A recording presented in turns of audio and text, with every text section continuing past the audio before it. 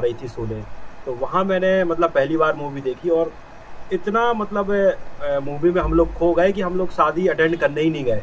हालाँकि शोले डब की गई अलग-अलग भाषाओं में, लेकिन बहुत लोगों ने शोले देखने के लिए हिंदी सीखा।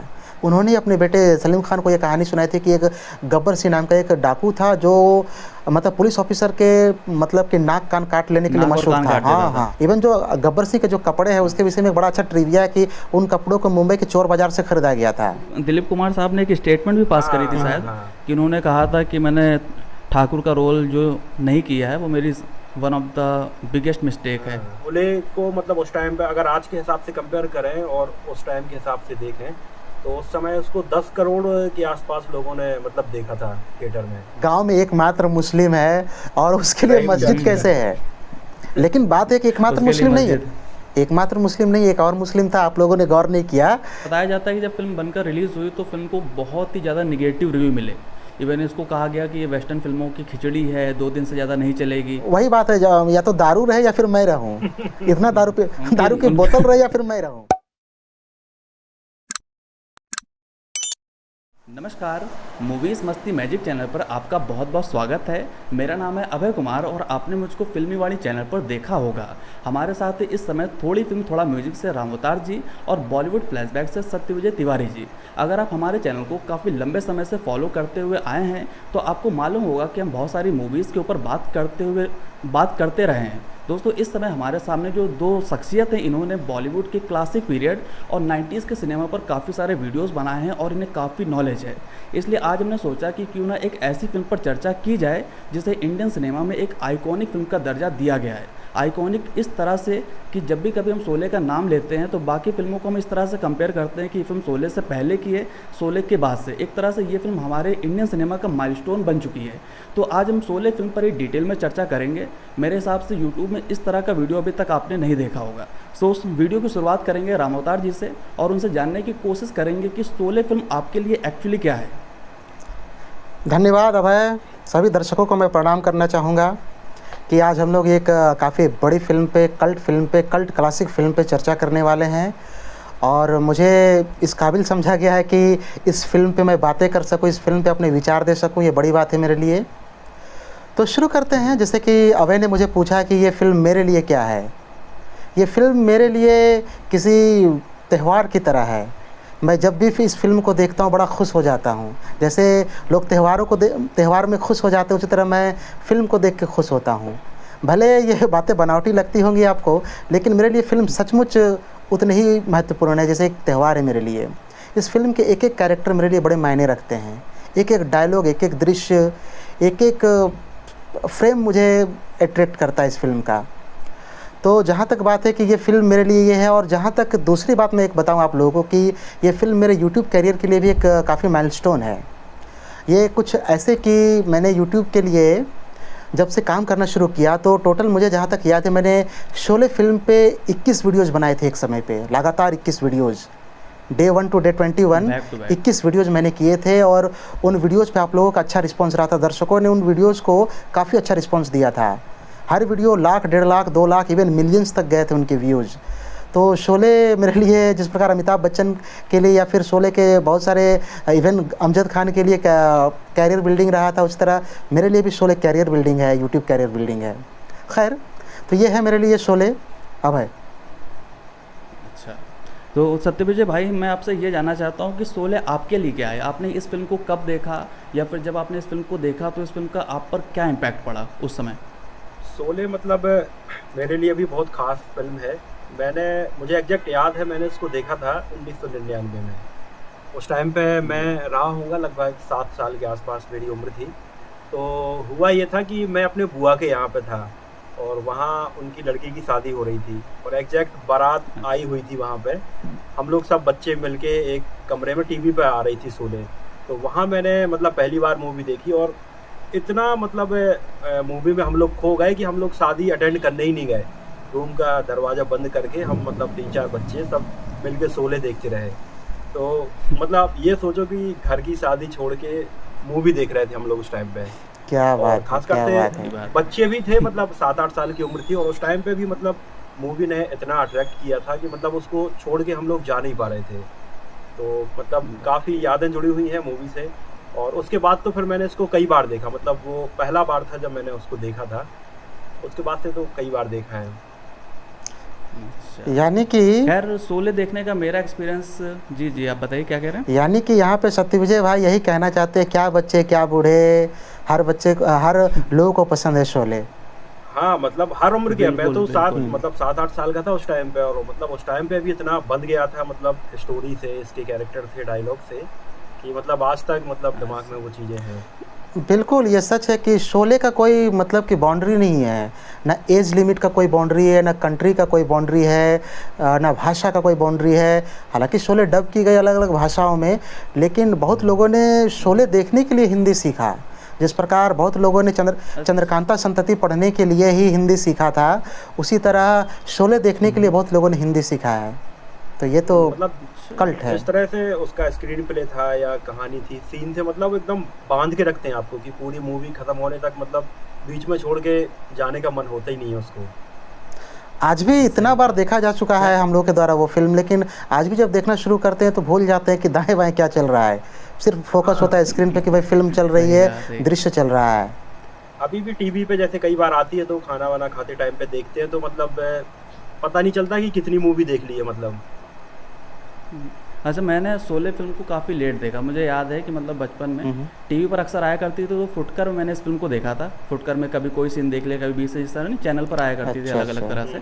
फिर यही 7-8 के करीब में सन 2007-8 में मैंने इस फिल्म को पूरा देखा था और मुझे काफ़ी पसंद आया था। इनफैक्ट मेरे पापा को भी काफ़ी पसंद है, तो साथ में बैठ कर ही देखा था। तो ये थी मेरी शोले मूवी से जुड़ी कुछ यादें। खैर शोले फिल्म की मेकिंग पर भी काफ़ी बातें होती हैं। ऐसा कहा जाता है कि फ़िल्म के जो राइटर थे सलीम जावेद, उन्होंने फिल्म की 4 लाइन जो थी वो कई डायरेक्टर्स को अप्रोच किया, जिसमें मनमोहन देसाई और प्रकाश मेहरा भी थे। हालांकि किसी को आइडिया पसंद नहीं आ पा रहा था। फिर ये फिल्म बनी कैसे, इस पर मैं आप लोगों की राय जानना चाहूँगा। रामोतार जी आप जरा बताइए इसकी मेकिंग के बारे में। ये 4 लाइनें क्या थी आप जानते हो? बड़ा इंटरेस्टिंग है ये 4 लाइनें। ये 4 लाइनें जी कुछ जी यूँ बताएं। थी कि जब सलीम जावेद ने इन 4 लाइनों को डेवलप किया, तो उन 4 लाइनों में क्या कहानी थी मैं आपको बताता हूँ। कि उनकी 4 लाइनें थी कि एक आर्मी ऑफिसर है, एक आर्मी ऑफिसर के फैमिली का मैस्कर हो जाता है, सामूहिक नरसंहार हो जाता है उनके परिवार का। और फिर क्या होता है, वो जो जी आर्मी ऑफिसर होता है कि अपने ही कंपनी के 2 आर्मी ऑफिसर्स को वो याद करता है, जो मतलब थे तो बड़े बहादुर। वो आर्मी ऑफिसर्स थे बहुत बहादुर, लेकिन अक्सर रूल तोड़ा करते थे अपने ट्रेनिंग के दिनों में या फिर ये के समय में, और ड्यूटी के समय में। तो उनको अक्सर सजाएं मिलती थी। थे थोड़े उदंड, लेकिन आर्मी ऑफिसर थे, तो वो जूनियर थे उस अफसर के जिनके यहाँ मर्डर हुआ था।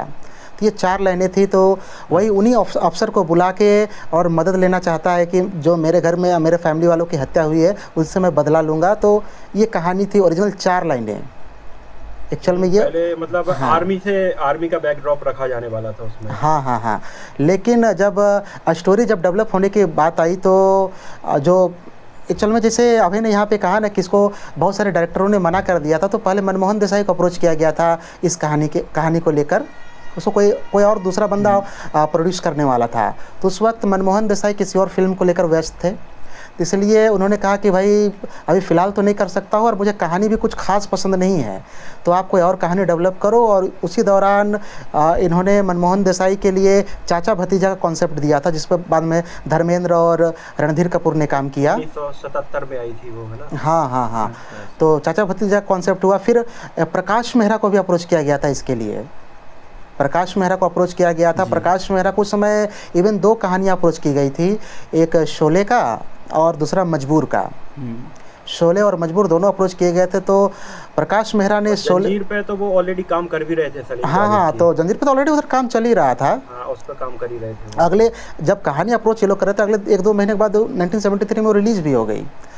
तो यहाँ जो मैं बोल रहा था कि हाँ, मजबूर और ये दोनों के लिए अप्रोच किया गया था। वो तो उन्होंने मजबूर को पसंद किया और शोले को जाने दिया। हालांकि बाद में जब शोले का प्रीमियर हो रहा था, उस वक्त प्रकाश मेहरा काफ़ी पछताए थे इसको लेकर कि मैंने एक अच्छी कहानी को छोड़ दिया। खैर वापस आते हैं यहाँ पे। तो इन्होंने सलीम जावेद ने ये कहानी जब इनको सुनाया, किनको, रमेश सिप्पी और उनके फादर जीपी सिप्पी, ठीक है। गोपाल दास प्राणलाल सिप्पी, ऐसा ही उनका फुल नेम है, जीपी सिप्पी। एक्चुअली ये माइग्रेट होकर आए थे पाकिस्तान से इंडिया, अभी वर्तमान के पाकिस्तान, उस वक्त तो खैर कंबाइंड था। 1947 से पहले माइग्रेट होकर आए थे, पेशे से वकील थे जीपी सिप्पी। उनके बेटे रमेश सिप्पी जिन्होंने शोले को डायरेक्ट किया। तो खैर बात ऐसी है कि जब इनको वो कहानी का आइडिया दिया, अब कहानी का आइडिया भी क्यों दिया, इसके पीछे भी एक बड़ा अच्छा स्टोरी है कि जब सीता और गीता बन गई 72 में रिलीज हो गई और बड़ी हिट रही। 72 में जब और एक बड़ी हिट रही, और मुझे लगता है अगर मैं गलत नहीं तो साल की सबसे बड़ी फिल्म थी, सबसे कमाऊ फिल्म थी। तो उसके बाद जीपी सिप्पी जो थे, सिप्पी फिल्म्स के करता धरता जो थे, रमेश सिप्पी के फादर, तो जीपी सिप्पी ने कहा कि नेक्स्ट में एक बड़ी फिल्म बनाऊंगा। बड़ी फिल्म इन सेंस मतलब रेगुलर जो लव स्टोरी या फिर प्रेम कहानियों पे जो फिल्में बन रही है, उससे एक बड़े कैनवस पे मैं उसको ले जाऊंगा, एक बड़ी फिल्म बनाऊंगा। और इस फिल्म में एक्शन, ड्रामा, कॉमेडी सब होगा, एक बड़े लेवल पे होगा, बड़े स्टार कास्ट के साथ होगा, मल्टी स्टारर फिल्म होगी हमारी। तो उसके लिए एक अच्छी कहानी भी चाहिए थी। तो सलीम जावेद ने उन्हें वही 4 लाइन आर्मी वाला आइडिया दिया, जिसको ऑलरेडी प्रकाश मेहरा और मनमोहन देसाई मना कर चुके थे। तो ये आइडिया उनको तो अच्छा लगा, लेकिन कंडीशन ये था कि पूरी डेवलप नहीं हुई थी कहानी।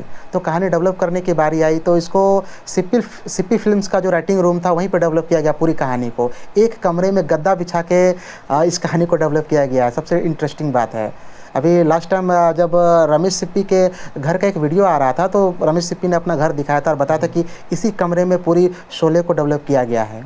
तो खैर तो वो तब किसको ही पता होगा कि इस हाँ, मैं ये बोल रहा हूँ, तब किसको ही पता होगा कि इस कमरे में एक ऐतिहासिक फिल्म लिखी जा रही है। हाँ बिल्कुल बिल्कुल। तो अच्छा, ऐसा भी बताया जा रहा था, रिसर्च के दौरान मैंने देखा था कि बताया जा रहा था कि जंजीर से पहले इस फिल्म की जो कहानी थी शोले की और मजबूर, राइट? मजबूर। तो सलीम जावेद जब फिल्म के प्रोड्यूसर्स के पास ये फिल्म लेकर गए, तो शोले को उन्होंने 1.5 लाख में खरीदा, जबकि मजबूर को 2 लाख में खरीदा था। नहीं, ऐसा नहीं था। उसका क्या था कि मजबूर को ये प्राइस रखे थे, मतलब 2 लाख रुपया की उसको, और शोले को नहीं, सॉरी, शोले को 2 लाख रुपये ये लोग खरीदा था शोले। हाँ, शोले को 2 लाख ये लोग मांग रहे थे, और मजबूर का ये लोग मतलब कि 1.5 लाख समथिंग मांग रहे थे। तो फिर उस वक्त वहाँ पर डील नहीं हो पाई। ये लोग मजबूर को मतलब कि ये कर दिया, पास कर दिया कि भाई मजबूर को अब मैं नहीं रखूँगा। तो मजबूर फिर प्रकाश मेहरा के पास चली गई थी। खैर वो रवि टंडन ने बनाई थी फिर तो बाद में वो। हाँ, प्रकाश मेहरा ने भी पास कर दिया उसको। तो खैर वापस हम लोग आते हैं यहाँ पे। तो कंडीशन ऐसी हुई कि जब वो 4 लाइनों पे काम करना शुरू कर दिया ये लोग, तो आर्मी बैकड्रॉप था। आर्मी बैकड्रॉप क्या होता है, तो उसके लिए बड़ा परमिशन की आवश्यकता पड़ती। एक आर्मी बैकग्राउंड पे आप फिल्म बनाएंगे तो आपको डिफेंस मिनिस्ट्री से या फिर ये सब चीज़ों से काफ़ी परमिशन लेना पड़ता है। तो वहाँ फंस जाती फिल्म, फंस जाती। तो इसको लेकर ये लोग सोचे क्यों ना इसको हम पूरा बैकड्रॉप ही चेंज कर दिया जाए। उसके बाद एक पुलिस ऑफिसर वाले बैकड्रॉप पे ले जाया गया पूरी कहानी को, और वो ठाकुर वाला जो कैरेक्टर है वो पुलिस बैकड्रॉप पे ले जाया गया। गब्बर सिंह का कैरेक्टर क्रिएट किया गया, फिर जय बीरू का कैरेक्टर क्रिएट किया गया। अब इनके कैरेक्टर के नाम के पीछे भी बड़ी दिलचस्प कहानियाँ हैं। जैसे कि जो कैरेक्टर क्रिएट किए गए हैं, इनको लेकर बड़ा दिलचस्प कहानियाँ कुछ यूँ हैं कि जो ठाकुर बलदेव सिंह है, ठाकुर बलदेव सिंह वास्तव में सलीम खान जो है, सलीम जावेद के सलीम खान जो सलमान खान के फादर हैं, सलीम खान के ससुर का नाम ठाकुर बलदेव सिंह है। ठीक है, यानी कि हाँ, सलमान खान के जो नाना जो हुए उनका नाम ठाकुर बलदेव सिंह है ओरिजिनल। वो ये कश्मीरी डोगरा थे, तो उनके नाम पे रखा गया। और ये क्या है कि सलीम खान और जो सलमा खान थी, सलमान खान की माँ, इनका शादी जो हुआ है वो मतलब कि घर के राजी से खुशी से नहीं हुआ था। तो करीब 7 सालों तक जो थे उनके फादर, सलमा खान के जो फादर थे, वो 7 सालों तक ये लोग इस रिश्ते को एक्सेप्ट नहीं किया था। बाद में जब सलीम खान कामयाब हो गए तो फिर ये रिश्ते को एक्सेप्ट कर लिया वो लोग। खैर वो हुआ। उसके बाद जय बीरू का जो कैरेक्टर, ये दोनों ये कॉलेज के दिनों में सलीम खान के 2 दोस्तों के नाम थे, है ना, ये 2 दोस्तों के नाम थे। उसके बाद जो गब्बर सिंह का जो कैरेक्टर है, गब्बर सिंह वास्तव में गब्बर सिंह नाम का डाकू था। वो ये चंबल में एक ओरिजिनल डाकू था। ये कहानी एक्चुअल में सलीम खान के फादर ने उनको सुनाई थी। सलीम खान के फादर ने कि एक गब्बर सिंह नाम का एक डाकू था। सलीम खान के फादर पुलिस सुपरिटेंडेंट थे ये पे अपने शहर पे पुलिस सुपरिटेंडेंट थे और इंदौर के रहने वाले थे। हाँ, इंदौर के। तो वहाँ पुलिस सुपरिटेंडेंट थे और उन्होंने अपने बेटे सलीम खान को ये कहानी सुनाई थी कि एक गब्बर सिंह नाम का एक डाकू था जो मतलब पुलिस ऑफिसर के मतलब कि नाक कान काट लेने के लिए नाक और मशहूर कान था। काट देता हाँ था। हाँ। और मतलब उसको हाँ, नाक मतलब कान। खाकी वर्दी से इतना नफरत था कि एक बार तो उसने एक डाकिये को पकड़ के उसका नाक कान काट दिया। हालांकि डाकिया बार बार चिल्लाता रहा, भाई मैं बताओ। पुलिस नहीं हूँ। बेचारा डाकिया का नाक कान मुफ्त में बलिदान हो गया। तो गब्बर सिंह का नाम वहाँ से आया था। इसी तरह एक जो सुरमा भोपाली का कैरेक्टर है, सुरमा भोपाली का कैरेक्टर वास्तव में जावेद अख्तर ने क्रिएट किया था। वो सलीम जावेद में से जावेद अख्तर ने क्रिएट किया था। ये सुरमा भोपाली नाम का एक वास्तव में भोपाल में एक बंदा था जावेद अख्तर भी वहीं के थे, भोपाल के रहने हाँ वाले भोपाल थे। के ही थे। तो वो मतलब कि उनका जो सुरमा भोपाली का जो एकदम बोलने या फिर हुबहू स्टाइल ऐसा ही था, वो ओरिजिनली उसको उठा लिया, जिसके लिए बाद में जावेद अख्तर को काफ़ी परेशानी का सामना करना पड़ा था। ओरिजिनल जब सुरमा भोपाली को पता चला कि उसके नाम को ऐसे बेचा जा रहा है, उसको ऐसे बदनाम किया गया है, तो वो भोपाल से चला आया था यहाँ पे तुम्हारा बॉम्बे और काफ़ी दिनों तक इसका पीछा किया था मतलब कि जावेद अख्तर का, और काफ़ी परेशान किया था उनको। खैर वो तो अलग बात है। तो एक वहाँ से उठाया गया था। और जहाँ तक ये जेलर का कैरेक्टर का बात है, तो जेलर का कैरेक्टर तो पता ही है कि ये हिटलर से इंस्पायर्ड है।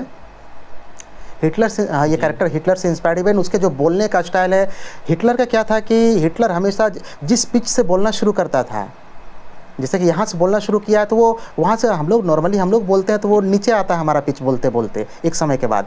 लेकिन हिटलर यहाँ शुरू किया, फिर यहाँ बोलेगा और उसका पिच हमेशा ऊपर होता जाता है। तो इस पे उसके कैरेक्टर में भी ये बात गौर करने की बात है कि वो हमेशा बोलता है तो वो हाई पिच पे बोलता जाता है और उसका नोट्स बढ़ते जाते हैं। तो ये हिटलर के कैरेक्टर से वो इंस्पायर्ड था। हालांकि इसका जो गेटअप था, इवन बालों का जो विग था, जो कपड़े थे, कपड़ा बता दूं कि कपड़ा को कैचिंस टेलर्स ने डिज़ाइन किया था उसके कपड़े को। तो ये ये पूरा गेटअप है वो इंस्पायर्ड था आपका इसकी एक फ़िल्म से, मैं भूल रहा हूँ, द डिक्टेटर करके, हाँ द डिक्टेटर करके कोई मूवी थी, चार्ली चैपलिन की कॉमेडी मूवी थी, वहाँ से इंस्पायर्ड था। इवन कई सीन उनसे इंस्पायर्ड थे।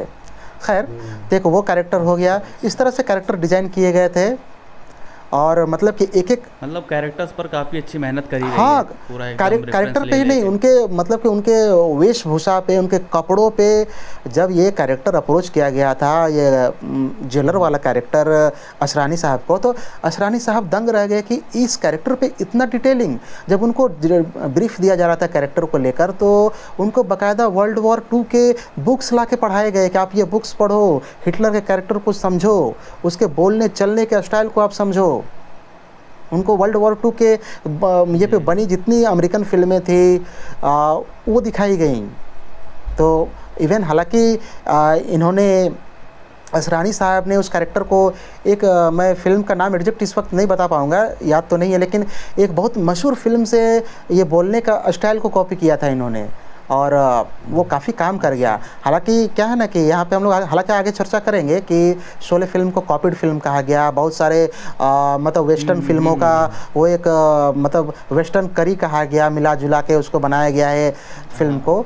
तो हालांकि ये बात सही है कि ये क्वेश्चन मैंने लिख रखे हैं, अभी हम लोग डिस्कस करेंगे। खैर हाँ, तो ये चीज़ें हैं, कैरेक्टर ऐसे बनाए गए थे और बड़े मज़ेदार कैरेक्टर बने हैं। खैर अब नेक्स्ट क्वेश्चन क्या होगा? मतलब शोले का देखो एक यानी कि कैरेक्टर मतलब यादगार है। अच्छा, हाँ एक कैरेक्टर। ये सोचने वाली बात है कि आप देखिए इतनी ऐतिहासिक फिल्म जो बन रही है, मतलब उस टाइम में इतना डिटेलिंग में कहाँ फिल्में बनती थी। मुझे शायद ये नहीं लगता कि इतनी डिटेलिंग बनती होगी जितना शोले में आपको डिटेलिंग देखने को हाँ मिलती है। काफ़ी खैर इवन एक डाकू वाली फिल्म को उस मतलब शोले से पहले एक डाकू वाली फिल्म को राजस्थान चंबल का बैकड्रॉप देने के लिए राजस्थान जैसे जगहों पे शूट किया जाता था, लेकिन इसको बेंगलोर ले जाके शूट करना, बेंगलोर शिफ्ट करना, नॉर्मली डिजर्टेड एरिया में डाकुओं को दिखाया जाता था, वीरान इलाकों में, लेकिन एक हरे भरे इलाके में जहाँ पेड़ पौधे भी हैं, पहाड़ियाँ भी हैं, वहाँ पे शोले को सेट करना अपने आप में एक नया प्रयोग था।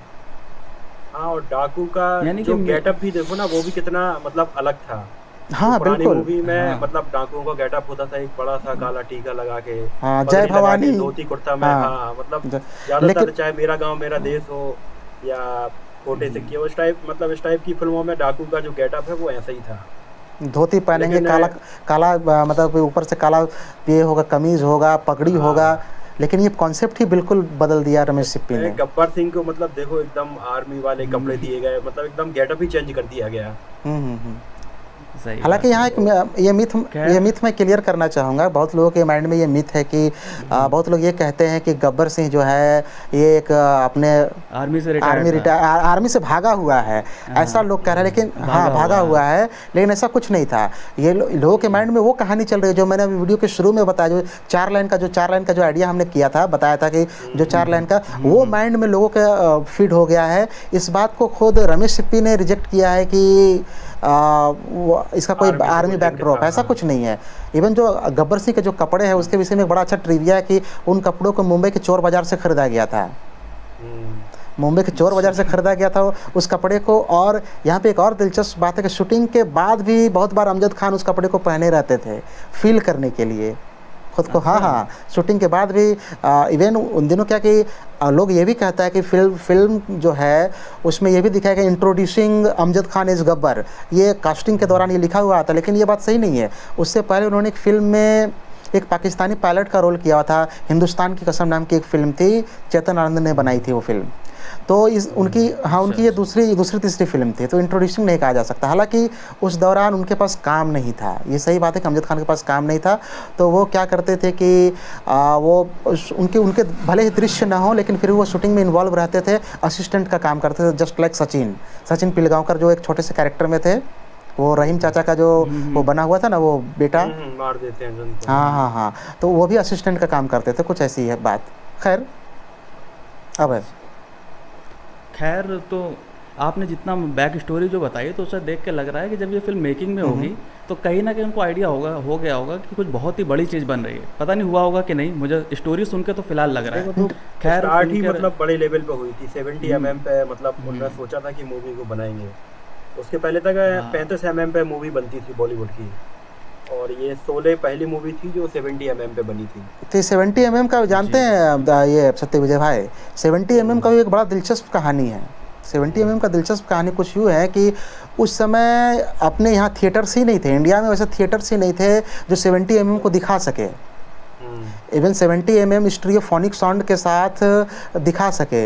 हालांकि 70 mm एक फिल्म बन चुकी थी इंडिया में, अराउंड द वर्ल्ड समथिंग करके कुछ एक फिल्म थी, राज कपूर ने बनाई थी। तो वो फिल्म तो बन चुकी थी, लेकिन वो स्टीरियोफोनिक साउंड पे नहीं था, ये स्टीरियोफोनिक साउंड पे था जिसमें 6 ट्रैक थे। तो 6 ट्रैक स्टीरियोफोनिक साउंड के साथ ये पहली फिल्म थी 70 mm पे जो इंडिया में बनी थी। अब क्या है कि यहाँ पे वो थिएटर्स ही नहीं थे जो 70 mm को दिखा सके, इसलिए इसके दो टाइप के प्रिंट्स बने थे, 35 mm के और 70 mm के 2 टाइप के प्रिंट्स बने थे। इवन फिल्म भी 2 टाइप से शूट की गई थी, 35 mm शूट की गई थी और 70 mm शूट की गई थी, यानी कि एक ही सीन को 2 बार शूट किया जाता था, यानी डबल मेहनत। हाँ, डबल मेहनत। इवन 70 mm के यहाँ पे 70 mm को हैंडल करने वाले बंदे भी नहीं थे इंडिया में, तो उसके लिए हॉलीवुड से टेक्नीशियन बुलाया गया। हाँ, हॉलीवुड से टेक्नीशियन बुलाया गया था, लंदन से टेक्नीशियन आए थे। इवन फिल्म को भी इंडिया में प्रोसेस नहीं किया जा सका था, फिल्म को प्रोसेस करने के लिए लंदन में ले जाके फिल्म को प्रोसेस किया गया और फिर प्रोसेस करके इंडिया लाया गया था। ये चीज़ें थी। चलिए, तो फिल्म के राइटर तैयार, फिल्म के राइटर्स को प्रोड्यूसर मिल गया। अब जब बात करते हैं शोले फिल्म की कास्टिंग को लेकर, मतलब इस फिल्म का मुझे याद है मैंने पोस्टर देखा था, उसमें लिखा था इंडियाज़ बिगेस्ट कास्टिंग एवर, यानी कि उस समय तक की सबसे बड़ी कास्टिंग तो थी। तो सत्यविजय भाई, फिल्म की कास्टिंग को लेकर आप बताइए कि मतलब धर्मेंद्र, अमिताभ बच्चन, संजीव कुमार, अमजद खान, हेमा मालिनी, मतलब बहुत ही तगड़ी मतलब स्टार कास्ट थी। की हिसाब से देखा जाए तो मतलब हर टॉप एक्टर और एक्ट्रेस में थे। जी। तो कास्टिंग तो देखो, रमेश सिप्पी ने उस टाइम पे सीता और गीता बनाई थी धर्मेंद्र, संजीव कुमार और हेमा मालिनी के साथ में। तो वो तीनों तो मतलब उन्हें पहले ही साइन कर लिए थे, धर्मेंद्र को, संजीव कुमार को और हेमा मालिनी को। तो सबसे पहले लेकिन ये था कि संजीव कुमार को मतलब गब्बर सिंह का रोल बहुत पसंद आया था। मतलब किसी को भी, जैसे रमेश सिप्पी स्क्रिप्ट सुनाते थे तो दमदार कैरेक्टर गब्बर सिंह ही था उसमें।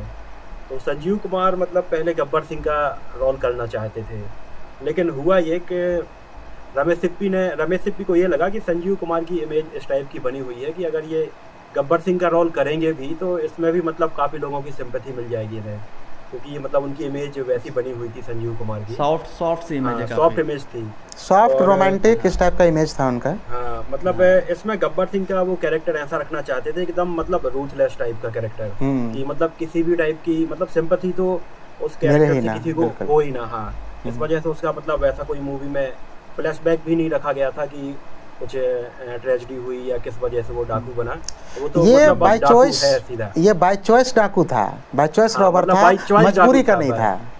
मतलब वो बस डाकू है या डाकू मतलब डाकू है, बस लोगों को मारना है उसको। हाँ, बाय तो चॉइस था, उसका इसका शौक कोई था डकैती फ्लैशबैक नहीं करना। रखा गया था, हम्म। कोई भी फ्लैशबैक नहीं था। तो संजीव कुमार को मतलब गब्बर सिंह का ही रोल पसंद आया था, तो रमेश सिप्पी ने इस वजह से मतलब उन्हें नहीं लिया कि सिंपैथी इसमें लोगों की सिंपैथी उन्हें ना मिले। बाद में उनको अप्रोच किया गया ये ठाकुर वाले रोल के लिए। हालांकि पहले जब धर्मेंद्र को भी अप्रोच किया गया तो वो पहले ठाकुर का रोल उन्हें पसंद आया था धर्मेंद्र को, बिल्कुल कि बिल्कुल। ठाकुर का रोल करेंगे इसमें। लेकिन अच्छा, लेकिन मुझे एक चीज़ नहीं समझ में आती है कि ये ठाकुर के रोल में ऐसा क्या था। मतलब मैंने भी देखा था कि हाँ धर्मेंद्र पहले करना चाहते थे, लेकिन Actual बड़ा में- कमजोर सा कैरेक्टर मुझे actual में लगता क्या है ना, कैरेक्टर ठाकुर तो का। वही है जो सबको जोड़ के रखा है पूरी मूवी में, कनेक्ट कर रहा एक्चुअल है, में वो क्या है ठाकुर ही है वो। कि वास्तव में देखा जाए तो फिल्म ही ठाकुर की है, भले ठाकुर पे ही मतलब पूरी- हाँ, वो फिल्म कह ही सकते हैं, लेकिन ठाकुर आप की ये है। नहीं देखते कि मतलब ठाकुर बड़ा मजबूर है, हाथ भी नहीं है, लेकिन कहानी अपने समकालीन दो कहानी actors के ठाकुर ऊपर की है, पूरी कहानी ठाकुर के इर्द गिर्द घूमती है, हर सेंट्रल कैरेक्टर कैरेक्टर ठाकुर है से वो। जुड़ा हुआ है, हाँ, बात तो सही है, लेकिन हाँ इसलिए लोग तो पसंद कर रहा खैर था उसको। हुआ ये कि मतलब धर्मेंद्र को भी ठाकुर का मतलब रोल करना था उस टाइम पे, लेकिन रमेश सिप्पी चाहते थे कि धर्मेंद्र तो वीरू वाला रोल निभाएं। तो धर्मेंद्र मतलब अड़े हुए थे कि ठाकुर का ही रोल करेंगे वो। अब हुआ ये है कि रमेश सिप्पी ने सोचा कि कैसे मनाया जाए उस टाइम पे, तो मतलब धर्मेंद्र का हेमा मालिनी के साथ मतलब चल रहा था थोड़ी बहुत। मूवी शोले स्टार्ट होने के 1-2 साल थोड़ी पहले से ही बहुत। चल रहा था। तो एक अनार दो बीमार है ना। तो नहीं नहीं रमेश नहीं, सिप्पी तीन ने- बीमार थे, तीन बीमार थे, जितेंद्र हाँ, को भी संजीव इंक्लूड कुमार किया भी उसमें जाए। लगे हुए थे। जितेंद्र जितेंद्र भी संजीव थे। कुमार का भी था, संजीव कुमार भी मतलब एक उसमें अनार लगे तीन हुए थे। बीमार। हाँ हाँ, वही एक तो रमेश सिप्पी ने धर्मेंद्र से धर्मेंद्र, बोला, संजीव कुमार और जितेंद्र। रमेश सिप्पी ने बोला ये कि मतलब अगर इसमें वो वीरू वाला रोल करेंगे तो इसमें उनके अपोजिट होगी हेमा मालिनी, और हेमा मालिनी जब उनके हाँ। साथ में होगी तो मतलब सेट पर काफ़ी समय बिताने का भी मौका मिलेगा और रोमांस का मौका मिलेगा, कुछ गाने भी शूट किए जाएंगे। तो धर्मेंद्र मतलब इस तरह से कन्विंस हो गए, और बाद में फिर संजीव कुमार को ठाकुर का रोल दिया गया। हालांकि संजीव कुमार के पहले भी ठाकुर के रोल के लिए एक टाइम पे दिलीप कुमार और राणा साहब को भी अप्रोच किया गया था, बिल्कुल बिल्कुल। लेकिन लेकिन अप्रोच दिलीप नहीं किया गया था, कुमार उनके नाम पे विचार किया गया था, उन लोग को अप्रोच नहीं किया विचार गया किया था। गया था। हाँ, तो मतलब किसी रीजन की वजह से वो नहीं काम कर पाए और संजीव कुमार फाइनल हो गए थे फिर। दिलीप कुमार साहब ने एक स्टेटमेंट भी पास करी थी हाँ, शायद, हाँ। कि उन्होंने कहा था कि मैंने ठाकुर का रोल जो नहीं किया है वो मेरी one of the biggest mistake है, मुझे करना चाहिए था, ऐसा कुछ स्टेटमेंट उनकी आई थी। तो ये तीन तो मतलब कैरेक्टर इस तरह से फाइनल हो चुके थे, ठाकुर का हो गया था और वीरू का हो गया था और हेमा मालिनी का हो गया था। ये तीनों ही मतलब सीता और गीता में भी स्टार कास्ट वही थी, रमेश सिप्पी की। इसके बाद अब गब्बर सिंह के लिए जो सबसे पहले अप्रोच किया गया था वो डैनी को अप्रोच किया गया था उस टाइम पे, और डैनी के साथ में कुछ फोटोग्राफ भी शूट हुए थे। डैनी ने अपनी डेट्स वगैरह भी दे दी थी उस टाइम पे, लेकिन डैनी उस टाइम पे फिरोज खान की फिल्म में धर्मात्मा की शूटिंग कर रहे थे और शूटिंग हो रही थी अफगानिस्तान में। तो काफ़ी उन्होंने कोशिश की कि चलो शूटिंग को मैनेज कर लिया जाए, दोनों मूवी उनके हाथ से ना निकले, लेकिन अब अफगानिस्तान से बार बार इंडिया आना पॉसिबल नहीं हो पा रहा था। तो मतलब चाह कर भी मतलब उन्हें ये फिल्म छोड़नी पड़ गई थी डैनी को। कई फोटोग्राफ, पुरानी फोटो अगर देखेंगे तो पूरी शोले के स्टार कास्ट में डैनी के साथ में फोटो। हाँ, वो जो फोटो है ना, उन शोले की फर्स्ट अनाउंसमेंट की फोटो है जिसमें, हाँ हाँ वो फोटो है। देखा। तो ये हो गया, डैनी काम कर नहीं पाया उसमें। अब गब्बर सिंह के लिए अब सलीम जावेद ने अमिताभ बच्चन का नाम रिकमेंड किया जय वाले रोल के लिए। अच्छा, अमिताभ बच्चन? नहीं, गब्बर सिंह जय वाले के लिए, जय वाले रोल के लिए। मतलब, अच्छा, जय वाले, हाँ, ओके। मतलब अमिताभ बच्चन को उठाने में एकदम एंग्री यंग मैन, मतलब जंजीर मूवी से, मतलब अमिताभ बच्चन को काफ़ी मूवी इन लोगों ने रिकमेंड की थी, सलीम जावेद ने अपने उससे, कि नहीं इसमें अमिताभ बच्चन। अच्छा, ये बताइए, ये जो अमिताभ बच्चन को शोले फिल्म में कास्ट किया गया था, तब तक मेरे ख्याल से जंजीर नहीं रिलीज हुई थी ना? नहीं, जंजीर रिलीज को थी, रिलीज नहीं हुई थी, रिलीज नहीं हुई थी, रिलीज नहीं हुई थी, मतलब पहले ही कास्ट किया गया, फिल्म के रिलीज होने से पहले अमिताभ बच्चन को हाँ कास्ट कर बिल्कुल लिया बिल्कुल गया था। बिल्कुल, जंजीर रिलीज नहीं हुई थी। हाँ ये था कि उस टाइम पे मतलब सलीम जावेद ही अमिताभ बच्चन का नाम जगह जगह प्रोड्यूसर डायरेक्टर को रिकमेंड, जंजीर भी शोले के लिए भी रिकमेंड किया था उन्हीं लोगों ने, और दीवार के लिए भी रिकमेंड किया था उन्हीं दोनों ने। अच्छा, एक वीडियो मैं देख रहा था, उसमें अमिताभ बच्चन, शायद ये शोले की कोई एनिवर्सरी मना रहे थे, उसमें अमिताभ बच्चन कहते हैं कि धर्मेंद्र का शुक्रिया अदा करते हैं, कहते हैं कि इनके कहने पर मुझे रिकमेंड किया गया था, अगर ये ना होता तो मुझे शोले ना मिलती। 2-3 कारण तो हैं, मतलब दोनों स्टेटमेंट में से कौन? हाँ, 2-3 कारण। एक तो मतलब कि सलीम जावेद का रिकमेंडेशन, दूसरा है कि ये मतलब धर्मेंद्र का भी रिकमेंडेशन, ये कारण है। तीसरा कारण है कि शत्रुघ्न सिन्हा जो जय के लिए पहले चयनित हुए थे, उनका सोलो हीरो बनने का सपना, वो चाह रहे थे कि हम अपने सोलो फिल्में करेंगे, अकेले हीरो बनेंगे। तो ये सब 2-3 कारण थे।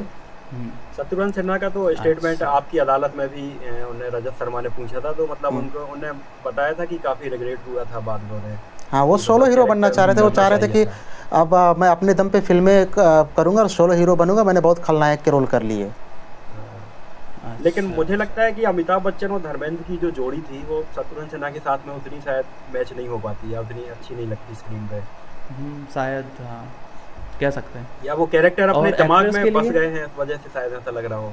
अब मैं भी हम लोगों ने शुरू से देखते हुए तो माइंड ने परसेप्शन बना लिया है। अच्छा, एक्ट्रेस को लेकर आप बताइए, हेमा मालिनी और जया भादुड़ी को लेकर मतलब क्या है? हेमा मालिनी तो पहले से ही फर्स्ट फिक्स हो चॉइस गई है। थी, हेमा मालिनी तो फिक्स थी पहले से ही।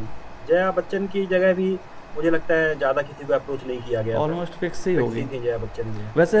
वैसे रामअवतार जी, मुझे आप ये बताइए कि शोले फिल्म में जो इतने पावरफुल कैरेक्टर्स हैं, इसमें से सबसे स्ट्रॉन्गेस्ट कैरेक्टर या जो आपका फेवरेट कैरेक्टर कौन सा लगता है आपको? ऑफ कोर्स मतलब कि अमिताभ बच्चन और संजीव कुमार, धर्मेंद्र, सबको गब्बर बताना। मैं कहना चाह रहा हूँ कि सबको गब्बर सिंह पसंद था, तो हमको भी गब्बर सिंह पसंद है।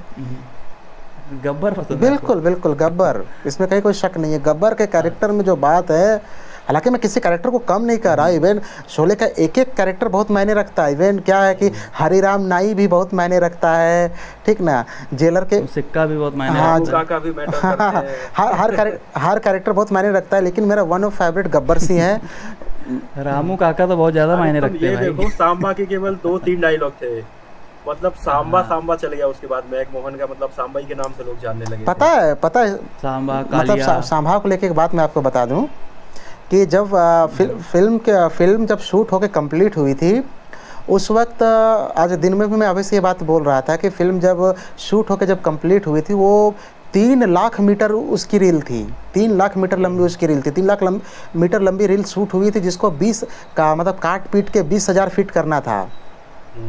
3 लाख फीट लंबी रील थी, उसको काट पीट 3 लाख मीटर, हाँ 3 लाख मीटर या फीट जो भी है, एक रील होती थी पहले। हाँ, तो मतलब वो कनेक्टेड नहीं, वो मतलब क्या होता है, वो रील कट के ही रहते हैं, लेकिन वो उतना भरा हुआ था, कहने का मतलब।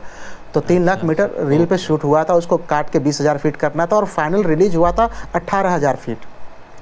तो 3 लाख जो फीट था, उसमें सांभा के बहुत मतलब लंबे अच्छे डायलॉग्स भी थे और दृश्य भी थे। लेकिन जब जब दृश्य कट गए और उसका जब ये बहुत बुरा लगता है। सुनिए तो हुआ क्या बेचारे के साथ कि जब उसके दृश्य कट गए और उसका बेंगलोर में एक प्रीमियर था, फिल्म का बेंगलोर में प्रीमियर हो रहा था कटिंग के बाद। हंस रहा हूँ मैं वो सोच के ही।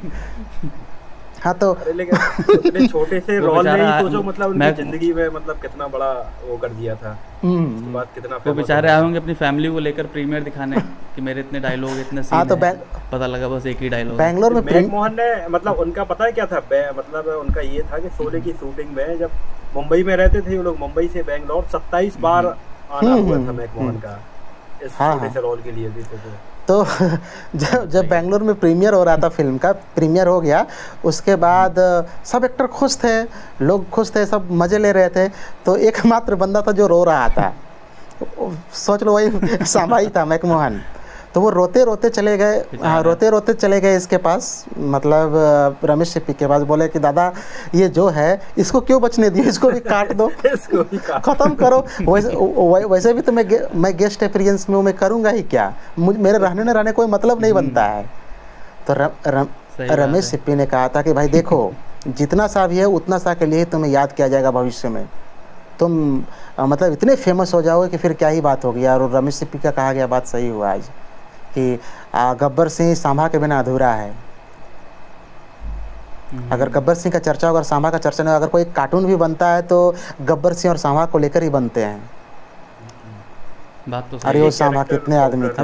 हमें नहीं लगता कि मैकमोहन साहब का कोई दूसरा रोल इतना पॉपुलर हुआ होगा। अरे आज ये भी है, सांबा ही के नाम से जानते हैं। अरे वो सांबा, सांभा सांबा के नाम से ही बाद उनको जानते बाद में सांभा कैरेक्टर को अभी एक लास्ट टाइम में उन्होंने जो लास्ट फिल्म की थी अतिथि तुम कब जाओगे, उसमें भी वो सांभा ही बने हुए थे, अजय देवगन वाली नहीं फिल्म। नहीं नहीं नहीं नहीं, उसमें सांबा नहीं था, उसमें वो कालिया था, विजू खोटे। अच्छा, तो ये भी मैकमोहन नहीं थे? नहीं नहीं, मैकमोहन नहीं थे, विजू खोटे ने जो कालिया कालिया है, वाला कालिया। रोल निभाया था ना, तो, जब तो लास्ट गोली? फिल्म गोली मारता है वो तीनों को, तो सांभा भी शायद। कालिया थे वो। नहीं नहीं, सांबा नहीं थे उसमें, अच्छा अच्छा अच्छा। वो विजू खोटे थे, वो कालिया। अच्छा। तुम कब जाओगे मैं। मेरा माइंड ये कह रहा कि वो भी था, खैर कोई बात नहीं। तो मतलब कि ये हुआ था वो प्रीमियर में रोने धोने का खेल हुआ। हालांकि उन्हीं के साथ नहीं, कईयों के दृश्य कटे थे, बहुत सारे दृश्य कटे थे। इवन जो फिल्म के गीतकार थे आनंद बख्शी, ठीक ना, आनंद बख्शी का गाया हुआ एक कव्वाली भी था। आनंद बख्शी, किशोर कुमार, ये लोग का मिला जुला एक कव्वाली भी था।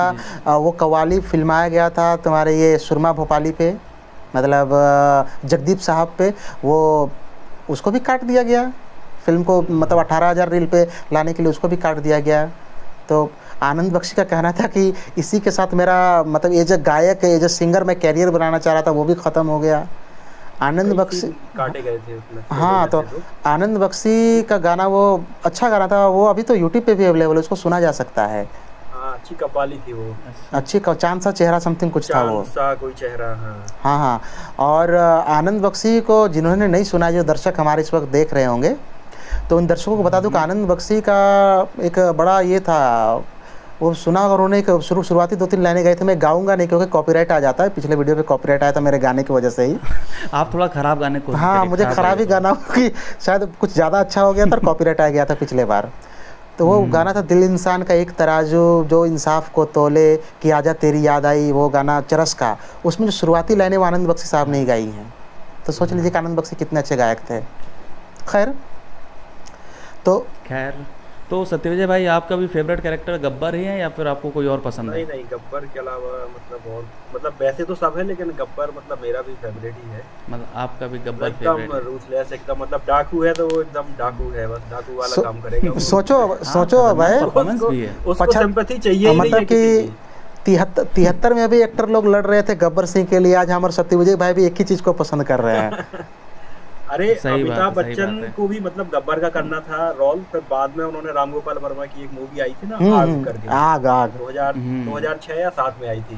मतलब उसमें उन्होंने गब्बर सिंह वाला रोल करके मतलब अपने आप को फिर वो संतुष्ट किया अपनी था। तमन्ना पूरी कर अरे दी। मूवी हाँ, flop पिट रही गई थी। अजय देवगन बना था बीरू, याद होगा अगर आप लोगों को तो। हाँ, पिट गई थी वो, उन्होंने बहुत ही अलग टाइप की बना दी थी वो पूरी। पता मुझे नहीं लगता वही है से राम बहुत गोपाल लोगों वर्मा ने का देखी भी career- होगी उसको, देखा ही नहीं होगा बहुत सारे लोगों ने। बहुत लोगों ने नहीं देखा होगा। मोहनलाल भी थे। मोहनलाल भी, हाँ मोहनलाल भी थे। हाँ, ठाकुर के रोल में। हाँ। जयदीप अहलावत नहीं, मोहित अहलावत थे। उसके बाद गब्बर सिंह के मतलब रोल का इतना मतलब वो था, चार्म था, इतना चार्म था। काफी हाँ, मतलब इम्पैक्टफुल रोल था। मतलब अमजद खान का पूरा करियर बन गया था उसके बाद में, ये सोचो। मतलब एकदम न्यू कमर थे अमजद खान उस टाइम पे, और पूरी स्टार कास्ट के ऊपर मतलब भारी पड़ रहे थे रिलीज होने के बाद में। परफॉर्मेंस भी एकदम तगड़ी निकल के आई थी। तगड़ी मतलब performance गब्बर को एक तरफ रखो, बाकी सारे एक्टर्स को एक तरफ रखो, भारी पड़ रहा है। लेकिन ये जानना भी बड़ा दिलचस्प है कि बीच में गब्बर सिंह को आवाज़ को डब करने की भी बात चल रही थी। इवन अमजद खान को ड्रॉप करने का भी शुरू में बात चला था। जावेद अख्तर ने कह दिया था कि भाई ये जावेद अख्तर साहब को नहीं पसंद हाँ, है ना? जावेद अख्तर, उनकी आवाज़ ही पसंद नहीं कि जितना मतलब भयानक कैरेक्टर है, जितना मतलब फ्लैम्बर्ट कैरेक्टर, जितना बड़ा कैरेक्टर है, जितना मतलब कि रगेड है, उसकी आवाज़ ऐसी नहीं हो सकती है। तो शुरू में उसको ड्रॉप करने का आइडिया चला, लेकिन फिर सोचा कि नहीं, अभी क्या ही ड्रॉप करना, डब करवा देंगे इसकी आवाज़ को। लेकिन जब वो आया, कुछ लोगों ने देखा, कुछ एक्सपर्ट्स ने देखा उसको, फिल्म मतलब इंडस्ट्री के, तो उन्होंने कहा कि नहीं, आवाज़ अच्छी है और इसका इस्तेमाल किया जाए, ये कुछ नया तरीका है, बोलने का स्टाइल अलग है, डायलॉग डिलीवरी इनका अलग है, इनका इस्तेमाल किया जाए। हालांकि ये भी है कि जो अमजद खान थे वो बिल्कुल मंजे हुए एक्टर थे, अवार्ड विनिंग थिएटर एक्टर थे। बहुत सारे मतलब थिएटर शोज किया करते थे और हमेशा अवार्ड्स वगैरह इनको मिला करता था। तो एक्टर तो लाजवाब थे, इसमें कहीं कोई शक नहीं है। इप्टा के लिए क्या करते थे डैनी जी को कितना अफसोस हुआ होगा, क्या ये किरदार ना कर पाने का डैनी जी को कितना अफसोस हुआ होगा। अफसोस क्या, उन्होंने मतलब उस वक्त उनको पता था जब धर्मात्मा के लिए इसको छोड़ रहे थे, उस वक्त उनको पता था कि हम एक अच्छी फिल्म छोड़ रहे हैं, लेकिन वो पहले प्रॉमिस कर चुके थे फिरोज खान को कि मैं आपकी फिल्म कमिटमेंट, हाँ वो कर चुके थे कि मैं हर हाल में आपकी फिल्म करूँगा। तो वो क्योंकि वो वहाँ धर्मात्मा का भी बैकड्रॉप जो था ना कि इनका जो कैरेक्टर है ये डैनी डेंजोंगपा का जो कैरेक्टर है वो कैरेक्टर बाद में ऐड किया गया था। शुरू में वो धर्मात्मा फिरोज खान और राजेश खन्ना को लेकर बनने वाली थी, लेकिन क्या हुआ कि राजेश खन्ना को जब राजेश खन्ना ने फिल्म छोड़ दी तो उनके कैरेक्टर को समाप्त करके ख़त्म करके और इनके कैरेक्टर को इंट्रोड्यूस किया गया था, डैनी डेंजोंगपा के कैरेक्टर को। और डैनी डेंजोंगपा उस समय एक बड़े स्टार नहीं थे, उनकी मात्र एक बड़ी फिल्म आई थी धुंध, जिसमें वो व्हील चेयर पर बैठे हुए एक अपाहिज का रोल करते, नेगेटिव रोल था। तो उस कैरेक्टर का इतना प्रभाव रहा कि इनको धर्मात्मा में काम मिल गया था। हालांकि उसके बाद फिल्में आई, लेकिन धर्मात्मा उस दौर पे उनको मिली हुई फिल्म थी, तो इसलिए वो एक एहसानमंद थे फिरोज खान को लेकर। तो वो चाहकर भी उसको छोड़ नहीं पा रहे थे और इधर डेट वगैरह एडजस्ट नहीं हो पाया, तो इसलिए छोड़ना पड़ा उनको। नहीं तो जान तो वो उसी समय रहते, बाद में पछताया नहीं, पछता उसी समय से रहे थे वो। यानी कि अगर आप देखें तो अमजद खान को पावरफुल रोल मिला, ठीक है, धर्मेंद्र को भी हीरोइन मिली वीरू के रोल में, अमिताभ बच्चन को जय का रोल मिला जो फिल्म के बीच में मर भी जाते हैं, तो काफ़ी सिंपैथी भी मिली। लेकिन एक कैरेक्टर जिसको लेकर मुझे थोड़ा संवेदनशील है वो है ठाकुर का। वो ठाकुर का लेकर इसलिए है कि मतलब संजीव कुमार साहब ने उस रोल को करने के लिए हामी भरा। मुझे लगता है ये उस समय तक एक बहुत ही अच्छा बोल्ड डिसीजन था। ऐसा मैं इसलिए सोचता हूँ क्योंकि संजीव कुमार उस समय ये धर्मेंद्र अमिताभ बच्चन के लीग के ही एक्टर थे। मतलब कोई ऐसा नहीं था कि उनसे बहुत ज़्यादा सीनियर हो तो इतना सीनियर रोल कर रहे हैं। मतलब फिल्म में आप देखो उनका बेटा भी है, बहू भी है, उनका गेटअप भी आप देखो पूरा सा, हाँ आप पूरा गेटअप भी देखो तो पूरा ओल्ड लुक दिया गया है। तो उनके डिसीजन को मतलब थम्स अप तो है ही मतलब। और वैसे भी संजीव कुमार एक वर्सटाइल एक्टर थे, हैं। सच बताऊं तो अगर उस पूरे टीम में, पूरे शोले के टीम में देखा जाए तो सबसे काबिल एक्टर, सबसे काबिल संजीव कुमार ही थे। ये बात मैं नहीं कह रहा हूँ, ये बात फिल्म में रामू काका का जो रोल किया, रामलाल का जो रोल किया है किए हैं सत्यन कप्पू। हाँ, सत्यन कप्पू की जब कास्टिंग हो रही थी तो रमेश सिप्पी ने मतलब ये बात पूछा था उनसे, तो उन्होंने साफ साफ कहा था कि वो बड़े एक्टर है, अच्छे एक्टर है, उनसे बेहतर पूरे लीग में कोई एक्टर नहीं है पूरे मतलब शोले की टीम में। हाँ, इसमें कोई शक नहीं है। उन्होंने अच्छा कमर्शियल सिनेमा और पैरेलल सिनेमा में अच्छा बैलेंस बना के रखा था। हाँ बिल्कुल बिल्कुल। खैर अच्छा, यहाँ पे एक बात मैं ऐड करना चाहूँगा भाई। जैसे यहाँ पे एक बात हम लोगों ने कहा कि ठाकुर के फैमिली की बात कर रहे थे, तो पता है ये जो ठाकुर के फैमिली जो है, ठाकुर का जो बड़ा बेटा है, पता है वो कौन है? ठाकुर का बड़ा बेटा जिनका एक ही दृश्य में आता, जहाँ पर ठाकुर के फैमिली का मैस्कर होता है, तो वो एक्चुअल में अभी के एक बड़े एक्टर के वो पिता हैं, शर्मन जोशी के फादर हैं वो। अच्छा हाँ, शर्मन जोशी के फादर हैं वो। ठीक है, तो फिलहाल फिल्म को प्रोड्यूसर्स मिल गए, राइटर मिल गए, फिल्म के डायरेक्टर भी तैयार, फिल्म बनकर तैयार हुई। तो बताया जाता है कि जब फिल्म बनकर रिलीज़ हुई तो फिल्म को बहुत ही ज़्यादा निगेटिव रिव्यू मिले। इवन इसको कहा गया कि ये वेस्टर्न फिल्मों की खिचड़ी है, 2 दिन से ज़्यादा नहीं चलेगी, और इनिशियल 1-2 दिन में काफ़ी ख़राब रिव्यू भी मिले। सो इस पर आप क्या कहेंगे? मतलब फिल्म को जितना ख़राब रिव्यू मिला, आजकल भी आप देखो कोई मूवी रिलीज़ होती है काफ़ी निगेटिव रिव्यू आने लगते हैं। ये इस फिल्म के साथ भी हुआ था, लेकिन तीसरे-चौथे दिन जो इस फिल्म ने पिकअप पकड़ा, उस पर मैं आपकी राय जानना चाहता हूँ रामावतार जी। देखो, इस फिल्म को तो फिल्म फेयर उस समय की बड़ी पत्रिका थी, इवन आज भी बड़ी पत्रिका है, तो फिल्म फेयर जो अवार्ड्स वगैरह देती थी, फिल्म फेयर मैगजीन ने लिखा था इसको डेड एम्बर, ठीक है, डेड एम्बर यानी कि ठंडी आग। उसके शोले के रेफरेंस हाँ में। उसके बाद कुछ नहीं तो ठंडे छोले कह के पुकारा फिल्म को, शोले नहीं, ठंडे छोले। जैसे गदर को गटर एक फिल्म का बोला गया था। इवन मतलब पानी पी के उस वक्त बड़ी पत्रिकाओं ने पानी पी के कोसा था फिल्म को। उसके पीछे भी कारण था, ऐसा नहीं कि वो लोग ऐसे हवा में आके वैसा बात किया, उसके पीछे कारण था। उसके पीछे पहला कारण ये था कि फिल्म की जो 70 mm रील थी, जिसका बहुत चर्चा था कि 70 mm पे फिल्म बनी है, स्टीरियोफोनिक साउंड पे बनी है, उसके लिए प्रीमियर के लिए उस वक्त पूरे भारत का सबसे बड़ा जो थिएटर था मिनर्वा थिएटर, जिसमें 1500 की कैपेसिटी थी, सीटिंग कैपेसिटी, उस पर फिल्म का प्रीमियर रखा गया था। तो 70 के लिए सारा लोग तैयार था, सारा दर्शक तैयार था, जितने लोगों को इनवाइट किया गया था प्रीमियर के लिए कि 70 के लिए आना है। लेकिन हुआ यूँ कि 70 की रील चल के जब लंदन से आई और सही समय पे आना था यहाँ पे कि आज प्रीमियर है, आज शाम को प्रीमियर है, तो उतना समय तक पहुँच गए, सब टाइम वगैरह ढंग से एडजस्ट किया हुआ था।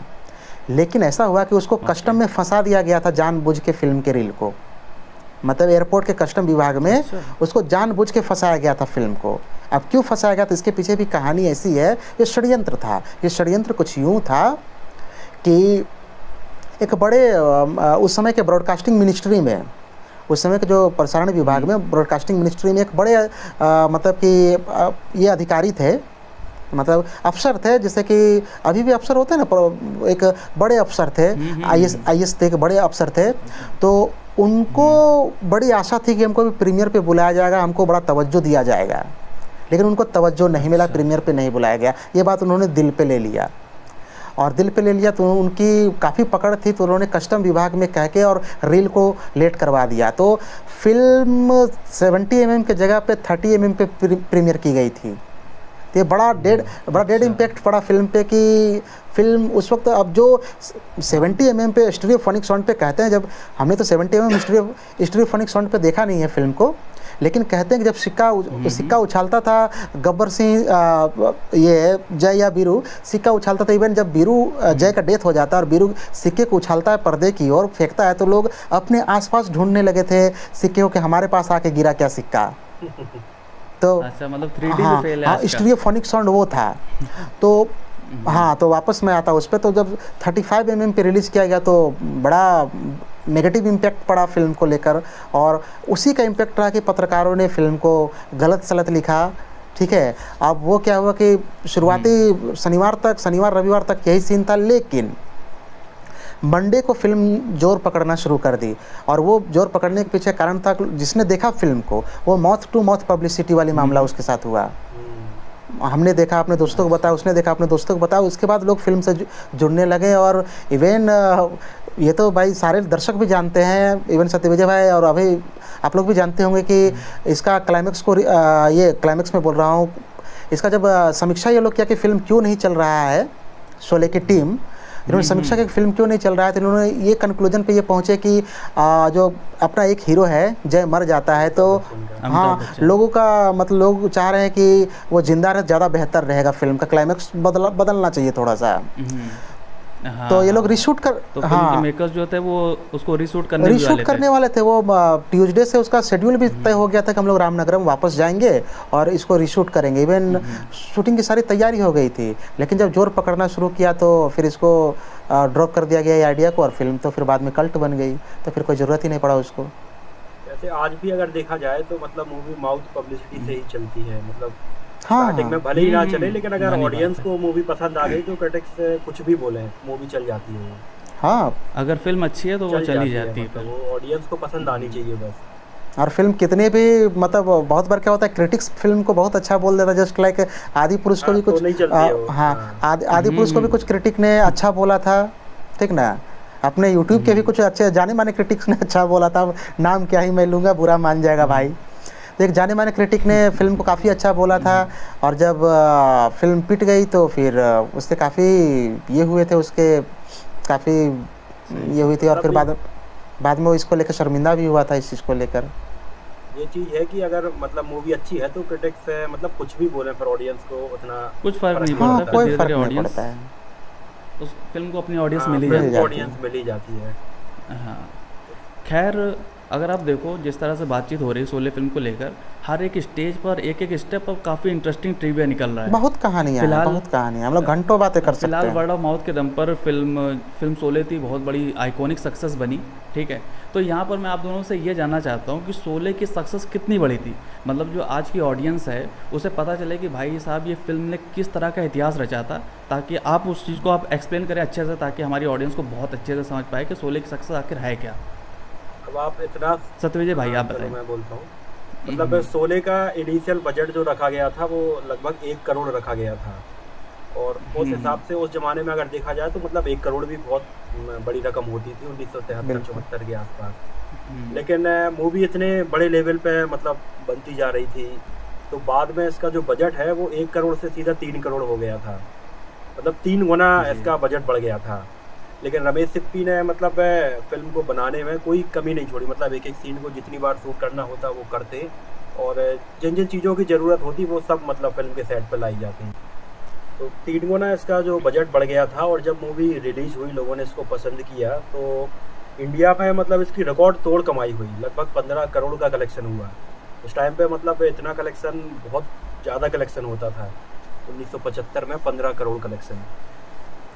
और जी। वर्ल्ड वाइड में तो 35 करोड़ के आसपास कलेक्शन हुआ था इसका। मतलब एक के बाद एक, मतलब इतना बड़ा रिकॉर्ड बन गया था कि कई सालों तक टूट नहीं पाया था ये।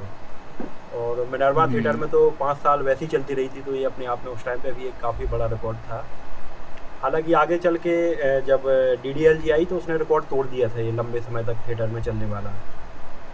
वो तो अभी भी मराठा मंदिर में चल रही है, हाँ, वो राइट? तो अभी भी चल रही है। तो अब सबसे लंबी चलने वाली मूवी का नाम तो DDLJ के उस पर ही है, लेकिन हमें लगता है उससे ज़बरदस्ती घसीटा जा रहा अब है। 1 या 200 ही चलते हैं उसके, मतलब ऐसा नहीं है कि वो चलती रहती है, वो भी 1 या 200 चलते हैं, बीच बीच में कभी कैंसिल भी हो जाते हैं उसके।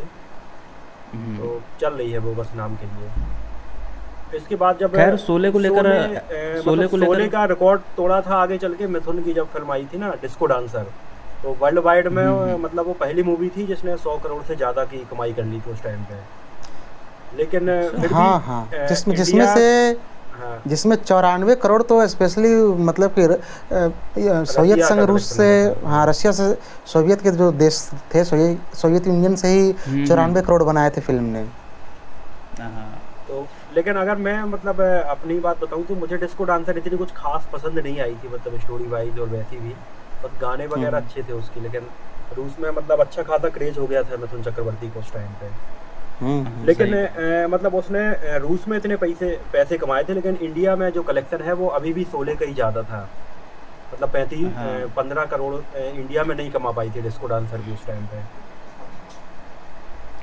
और शोले को मतलब उस टाइम पे अगर आज के हिसाब से कंपेयर करें और उस टाइम के हिसाब से देखें तो उस समय उसको 10 करोड़ के आसपास लोगों ने मतलब देखा था थिएटर में। मतलब 1975 में 10 करोड़ लोगों ने इसको देखा था, मतलब ये बहुत बड़ा ये रिकॉर्ड अभी था उस मैंने टाइम इसको पे। बॉक्स ऑफिस इंडिया पर देखा था, तो उसमें इंडिया में दिखा रहा था 17 करोड़ और वर्ल्ड वाइड में लगभग 25 करोड़ के आसपास दिखा हाँ, रहा मतलब था। ये आंकड़ा ऐसा कोई फिक्स नहीं है, लेकिन हाँ। 10 करोड़ तो देखा ही हाँ। देखा था, 10 से मतलब ज़्यादा ही लोगों हाँ, ने हाँ, इसको वो तो देखा था उस ये टाइम पे। आंकड़े हैं ना, ये जो आंकड़े हैं अभी के वर्तमान जो फिल्म जर्नलिस्ट खुद को कहते हैं, ये लोग खुद से ये आंकड़ा सेट करते हैं, और इन आंकड़ों का कोई बहुत ये नहीं होता है, हाँ, मतलब विश्वसनीयता तो बहुत देखो नहीं होती हाँ, है, एग्जैक्ट नहीं होता है चीज़ों का। सही। कोई विश्वसनीयता नहीं इन आंकड़ों का। फुटफॉल्स का, पुरानी फिल्मों के फुटफॉल्स का कोई विश्वसनीयता नहीं है, कुछ भी हाँ, कोई नहीं। डिजिटल ही नहीं था उस टाइम पे, मतलब सब ऑफलाइन चलता था। तो लेकिन मतलब फिर भी इतना खैर। ज़्यादा इम्पैक्ट था शोले का उस टाइम पे। खैर राम भैया, मैं आपसे क्वेश्चन पूछना चाहता हूँ कि शोले फिल्म को अक्सर लोग कहते हैं कि ये वेस्टर्न फिल्मों की खिचड़ी है, कुछ लोग कहते हैं एक वेस्टर्न करी है। तो आप बताइए कि मतलब आपको क्या लगता है कि शोले हॉलीवुड की किन किन फिल्मों से इंस्पायर्ड थी, एडॉप्टेड थी, क्या था? इस पर आप थोड़ा अपना विचार रखिए डिटेल में। देखो, शोले को मतलब एक कॉपीड फिल्म कहना गलत होगा, मतलब कि कॉपीड फिल्म कहना गलत होगा। आप कैसे गलत होगा सो मैं बता दे रहा हूँ कि फिल्म के बहुत सारे दृश्य कॉपी किए गए हैं, लेकिन इसको कॉपीड फिल्म कहना गलत होगा। ऐसा इसलिए कि जिन दृश्यों को कॉपी किया गया है, जिन दृश्यों को हॉलीवुड से कॉपी किया गया है, जिस आइडिया को कॉपी किया गया है, वो बहुत छोटे हैं। वो कहने का मतलब अगर वो मतलब कि संख्या में अगर वो 1 हैं तो शोले में वो 100 में दिखाया गया है। मतलब उतना लार्ज तरीके, उतना बड़े तरीके से, उतने अच्छे तरीके से दिखाया गया है, यानी कि कॉपी जैसा करने। कि अभी मैं पिछले दिनों एक क्लिप देख रहा था, उसमें ये शायद हॉलीवुड की मूवी थी once upon time in Hollywood, उसका एक क्लिप था और नीचे लगाया गया था शोले का क्लिप, जिसमें जब गब्बर सिंह अपने साथियों के साथ हंस रहा होता है ना, एक वो सीन शायद था, एकदम हूबहू डिट्टो एकदम कॉपी था। वो once upon a time in Hollywood नहीं होगा भाई, वो once upon a time in the west है वो। अच्छा, इन द वेस्ट, हाँ। तो खैर मैं अपनी बात पे आता हूँ। तो इसको मतलब क्या है कि दृश्य वहाँ से मतलब लिए जरूर गए हैं, लेकिन उनको सलीम जावेद ने कुछ इस तरीके से पेश किया है, इस तरह से उसका स्क्रीन प्ले तैयार किया है कि यहाँ पे कॉपीड कहना गलत होगा। अब यहाँ पे मैं बात आऊँ कि कैसे फिल्म कहाँ कहाँ से कैसे कैसे इंस्पायर्ड है, तो उस पर अगर फर्स्ट फिल्म की बात करें जो मतलब कि मदर फिल्म है इस प्रकार के चीज़ों का, इवन इंडिया की बड़ी जो फिल्में हैं जिसका कॉपीड कहते हैं शोले, जैसे मेरा गाँव मेरा देश, या फिर खोटे सिक्के, या फिर जोगिंदर शैली करके एक फिल्म मेकर थे जो भी एक्टर भी थे, उन्होंने भी क्लेम किया था कि बिंदिया और बंदूक की कॉपीड है ये। तो ये सारी फिल्में जिस फिल्म से इंस्पायर्ड है उसकी मदर फिल्म अगर कहें तो वो हो जाएगा सेवन समुराई। सेवन समुराई, हाँ सेवन समुराई एक जापानी फिल्म थी। अकीरा कुरोसावा जो लेजेंडरी फिल्म मेकर है, अकीरा कुरोसावा की फिल्म थी वो। अकीरा कुरोसावा इवन बहुत सारे इंडियन फिल्म मेकर को इंस्पायर्ड किए, चाहे वो राज कपूर हो, महबूब खान हो, के आसिफ हो, इन लोगों को इंस्पायर्ड किया था अकीरा कुरोसावा ने। तो अकीरा कुरोसावा की फिल्म थी सेवन समुराई, उससे इंस्पायर्ड होकर फिल्म बनी थी द मैग्निफिसेंट सेवन।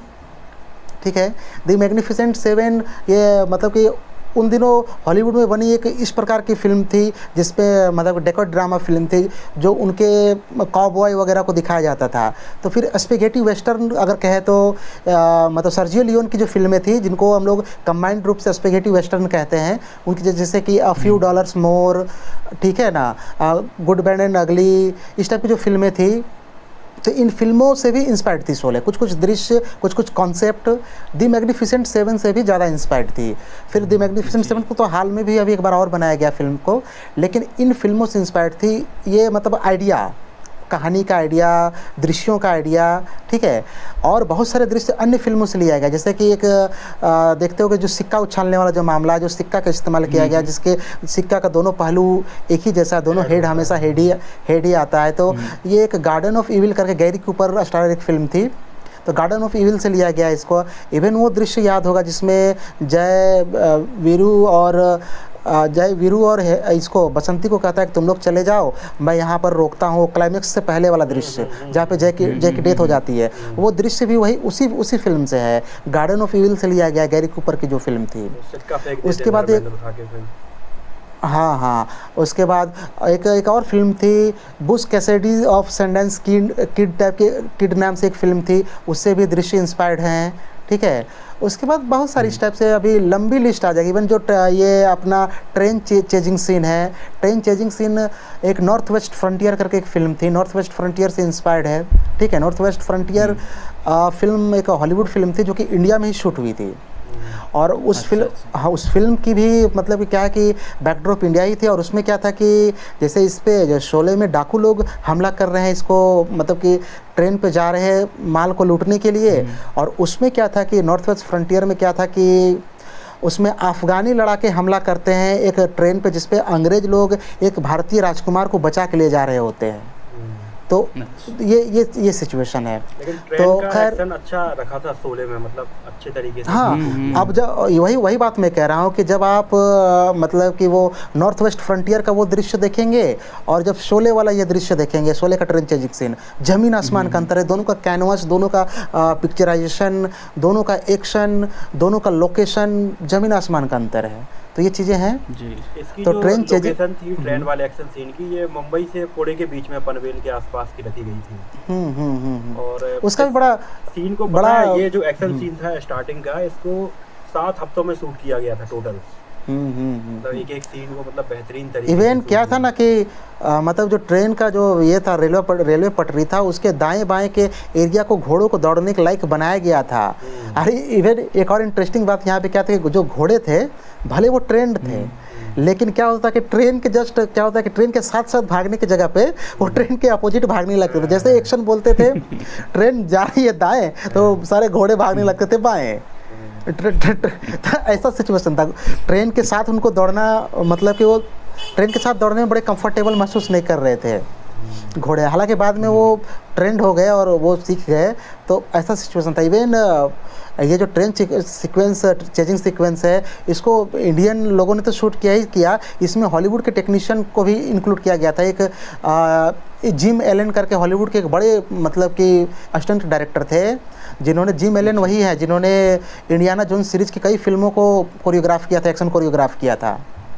तो जिम एलन अपनी टीम के साथ यहाँ आए थे, और जिम एलन के साथ एक बड़ा दिलचस्प घटना क्या घटा था यहाँ पे इंडिया में जब वो चीज़ें शूट हो रही थी कि जिम एलन जब यहाँ पे शूट कर रहे थे ये सब चीज़ें, तो हुआ यूँ कि उसी दौरान जब ट्रेन चेजिंग सीक्वेंस शूट हो रहा था, तो उसके लिए क्या हुआ था कि जो रेलवे ट्रैक था उसके आसपास ही तंबू वगैरह लगा के टेक्नीशियन वगैरह रहा करते थे, जहाँ पे फिल्म की शूटिंग के लिए बहुत सारा इक्विपमेंट भी रखा होता था। तो गांव वाले जो, तो आसपास के जो गांव वाले थे, वो लोग क्या था कि वहाँ से सामान वगैरह चोरी करके ले जाया करते थे। रात में आते थे और चीज़ें कुछ कुछ जो उनको लगता था कि मेरे लायक की चीज़ें, उसको उठा के फुर। तो एक बार पकड़े गए कुछ लोग और उनके साथ मारपीट हुई। ये बात गांव वालों को चुभ गई। तो क्या हुआ कि जिम एलन अपने टीम के साथ जीप में, ओपन जीप में वापस जा रहे थे अपने होटल की तरफ, उसी गांव से जिस गांव के लोगों को पीटा गया था, उसी गांव के से गुजर के जा रहे थे। तो इन लोगों ने पकड़ा उसको। मतलब जिम एलन को फंसाया कैसे ये लोग, गांव वाले, इंडियन गांव वाले भी मतलब बेवकूफ़ नहीं होते, उन्होंने अंग्रेज़ों को फंसाया कैसे कि अपना एक गाय ले आए वो लोग और जीप के आगे उसको ऐसे चलाया कि वो गाय टक्कर मार दिया जीप को, जीप ने टक्कर मार दिया गाय को। अब ये लोग उसको पकड़ लिया और पता है उस वक्त 25,000 रुपये लिया गया था, तब जिम एलन को छोड़ा गया था। ये सिचुएशन बना था। तो ऐसे गांव हमेशा अक्सर India is not for beginners. हाँ, India is not for beginners, और खास करके India is not for goras after 1947। तो ये चीज़ें हुई थी। तो वो ट्रेन चेजिंग सीक्वेंस के लिए बहुत मतलब कि मेहनत किया गया था। इवन क्या होता है कि जिस रूट पे वो शूट किया गया था उस पर अन्य ट्रेन्स भी चलती थी, तो एक टाइम फ्रेम होता था, इसी टाइम फ्रेम के अंदर शूट करना है। इवन उसमें गौर करते हो कि एक जगह लकड़ी इकट्ठा किया गया है, लकड़ी इकट्ठा किया गया और उसको फिर ट्रेन टक्कर मारता है और ट्रेन आगे निकल जाता है। जो शुरू की जो फिल्म थी, शुरुआती जो फिल्म थी जो रिलीज हुई थी इवन 2014 से पहले तक, 2014 से पहले तक जितने भी शोले के प्रिंट्स थे, उन प्रिंट्स में जो लकड़ियाँ उड़ती हैं जब ट्रेन टक्कर मारता है, अभी जो देख रहे होगे जब ट्रेन टक्कर मारता है तो ऐसा लगता है कि लकड़ी आके सीधे, मतलब कि फ़ोन पे देख रहे हो तो फ़ोन स्क्रीन पे या टीवी स्क्रीन पे आके लग गया, एक लकड़ी लगता है कि कैमरा पे आके सीधे लगता है। वास्तव में वो जो लकड़ी लगने वाला जो दृश्य है ओरिजिनली नहीं था, इसको बाद में डिजिटली इम्प्रोवाइज किया गया है जब इस फिल्म को 3D में बनाया गया। इस फिल्म का जब 3D कन्वर्जन हुआ, ऐसा बताया जाता है कि ये जो मूवी थी इसको बनाने की लागत थी 3 करोड़, जब लेकिन इसको रीमास्टर किया गया तो उसमें लागत लगी 25 करोड़। यानी कि टेक्निकली ये एक ऐसी फिल्म साबित होती है जिसको रीमास्टर करने में ज़्यादा पैसा लगा। हाँ, उसका 3D कन्वर्जन करने में 25 करोड़ लगा, और जिसको केतन मेहता की कंपनी ने उसको 3D डिज़ाइन किया था। और केतन मेहता अगर जान रहे होंगे आप लोग, एक बड़े फिल्म मेकर हैं, तो केतन मेहता की कंपनी ने उसको डिज़ाइन किया था। और यहाँ सबसे दिलचस्प बात यह है कि इस बार भी फिल्म शुरू में फ्लॉपी रही, शुरू क्या अभी भी फ्लॉपी रही। 3D वर्जन इसका, 3D वर्जन 25 करोड़ कमाई कर भी नहीं पाई। हाँ, मतलब केवल 10 करोड़ बना पाई थी फिल्म, लॉस हुआ था। हाँ, 25 करोड़ लागत था 3D कन्वर्जन का और 10 करोड़ ही बना पाई थी फिल्म। तो ये चीज़ें हुई थी। तो खैर बहुत सारे चीज़ इम्प्रोवाइज़ किए गए। तो उसी ट्रेन में एक और दृश्य अगर आप लोगों को याद होगा, जहाँ पे ठाकुर गोली मार के वो जय और वीरू का जो ये रहता है हथकड़ी तोड़ता है, उसमें ऐसा गोली लगता है जैसे स्क्रीन पे आके लग गया हो। उसको भी हाँ इस बार इम्प्रोवाइज़ किया गया था 2014 में। तो ये चीज़ें हुई थी। हालांकि अपना किस्मत कितना ख़राब है कि 2014 में जब 3D लगा था, उस वक्त हम लोग चाहते तो देख सकते थे। इवन हम लोग बड़े थे, 2014 में मैं कॉलेज ग्रेजुएशन पास आउट था, लेकिन पता नहीं क्या हुआ कि उस वक्त भी थिएटर में नहीं देख पाया था मैं इसको। यानी शोले आप थिएटर में नहीं देख पाए? मैंने रिमास्टर में देखी थी, टाइटैनिक जब आई थी ना 3D में, उसको रिमास्टर किया गया था, वो जरूर देखी थी, शोले नहीं देख पाया था। मैंने गदर देखी थी। गदर अभी जब गदर 2 रिलीज होने से पहले आई थी ना, तब मैंने उसको देखा था। खैर, तो ये जो अपनी स्टेटमेंट है कि शोले वेस्टर्न फिल्मों की करी है, तो इससे आप एग्री नहीं करते, राइट? नहीं, मैं वो नहीं कह रहा हूँ। मतलब एग्री करते हैं, मतलब पूरी तरह से कॉपीड है ये नहीं कह सकते। नहीं, मैं वो नहीं कह रहा हूँ। हाँ, वो कॉपीड है, बिल्कुल कॉपीड है, अच्छे तरीक़ा से कॉपी किया गया है। मैं ये कह रहा हूँ कि उसको तरीके से पेश किया गया है। उसको मतलब कि चोरी करना, कॉपी करना, ये कहना गलत होगा। कॉपी करने में भी ये लोग दिमाग लगाए, एक तरीके से उसको चीज़ें बनाई गई हैं। अच्छा, वैसे जब मैं आज शोले के बारे में थोड़ा सा रिसर्च कर रहा था, तो उसी समय मेरा थॉट आया मेरा गांव मेरा देश के बारे में। तो कुछ सिमिलरिटीज़ मैंने देखो ढूंढी है। पहली चीज़ अगर आप देखो, शोले में जो मेन प्रोटैगनिस्ट है, चाहे वो अमिताभ बच्चन, धर्मेंद्र हो, दोनों का एक क्रिमिनल बैकग्राउंड रहता है, ठीक है। उसी तरह मेरा गाँव मेरा देश में धर्मेंद्र भी चोरी करता है, ठीक है। दोनों फिल्मों में जो होता है, इसमें यहाँ ठाकुर उन दोनों को लेकर जाते हैं, ठीक उसी तरह उस फिल्म में अमजद खान के पिताजी का क्या नाम, जीवंत नाम है शायद, जयंत जयंत जयंत जयंत साहब। सॉरी हाँ, तो जयंत साहब उन्हें अपने साथ गांव लेकर जाते हैं, ठीक है। इसके अलावा सेम आप एक चीज़ देख सकते हो कि जब मूवी में वो जो है धर्मेंद्र जो है आशा पारेख को मेरा गांव मेरा देश में जिस तरह से मतलब वो करने की कोशिश करते हैं, ठीक उसी तरह आप यहाँ शोले में भी देखते हैं हम लोग, ठीक है। बिल्कुल, इसी तरह से जैसे अमजद खान इस फिल्म में गब्बर के रोल में है, और मेरा गांव मेरा देश में विनोद खन्ना का जो कैरेक्टर का नाम है उसका नाम जब्बर सिंह है ना। और एक सिमिलरिटीज़ ये है कि दोनों फिल्मों में धर्मेंद्र हैं। दूसरी सिमिलरिटी ये है कि इस फिल्म में अमजद खान जो गब्बर बने हैं उनके फादर उस फिल्म में भी हैं। तो मतलब काफ़ी सारी सिमिलरिटीज़ अगर देखा जाए तो निकाली जा सकती हैं। इस पर क्या कहेंगे? एक और दिलचस्प बात बताता हूँ कि उसमें एक इनकाउंटर होता है, उसमें एक इनकाउंटर सीन है। इनकाउंटर के बाद मतलब कि एक लिस्ट आता है डाकुओं का, एक डाकुओं का लिस्ट आता है कि कौन लोग मारे गए हैं और इस गिरोह में कौन कौन डाकू है। उस डाकू में एक नाम गब्बर सिंह का भी है। अच्छा एक सीन और है, एक ये भी आप सिमिलरिटी देखिए। जब ये शोले फिल्म में जब होता नहीं, जब गब्बर सिंह बसंती से डांस कराता है, धर्मेंद्र बंधे हुए होते हैं, ठीक सेम इसी तरह मेरा गांव मेरा देश में विनोद खन्ना के साथ ये वाला सीन एकदम इसी तरह से है। शायद इसी के लिए इस फिल्म को बहुत ज़्यादा ऐसा भी मानते हैं कि शोले मेरा गांव मेरे देश से हैवली इंस्पायर्ड है, और इंडियन फिल्म भी है, तो कुछ हद तक कह सकते हैं इस बात को। इस पर आप क्या सोचते हैं?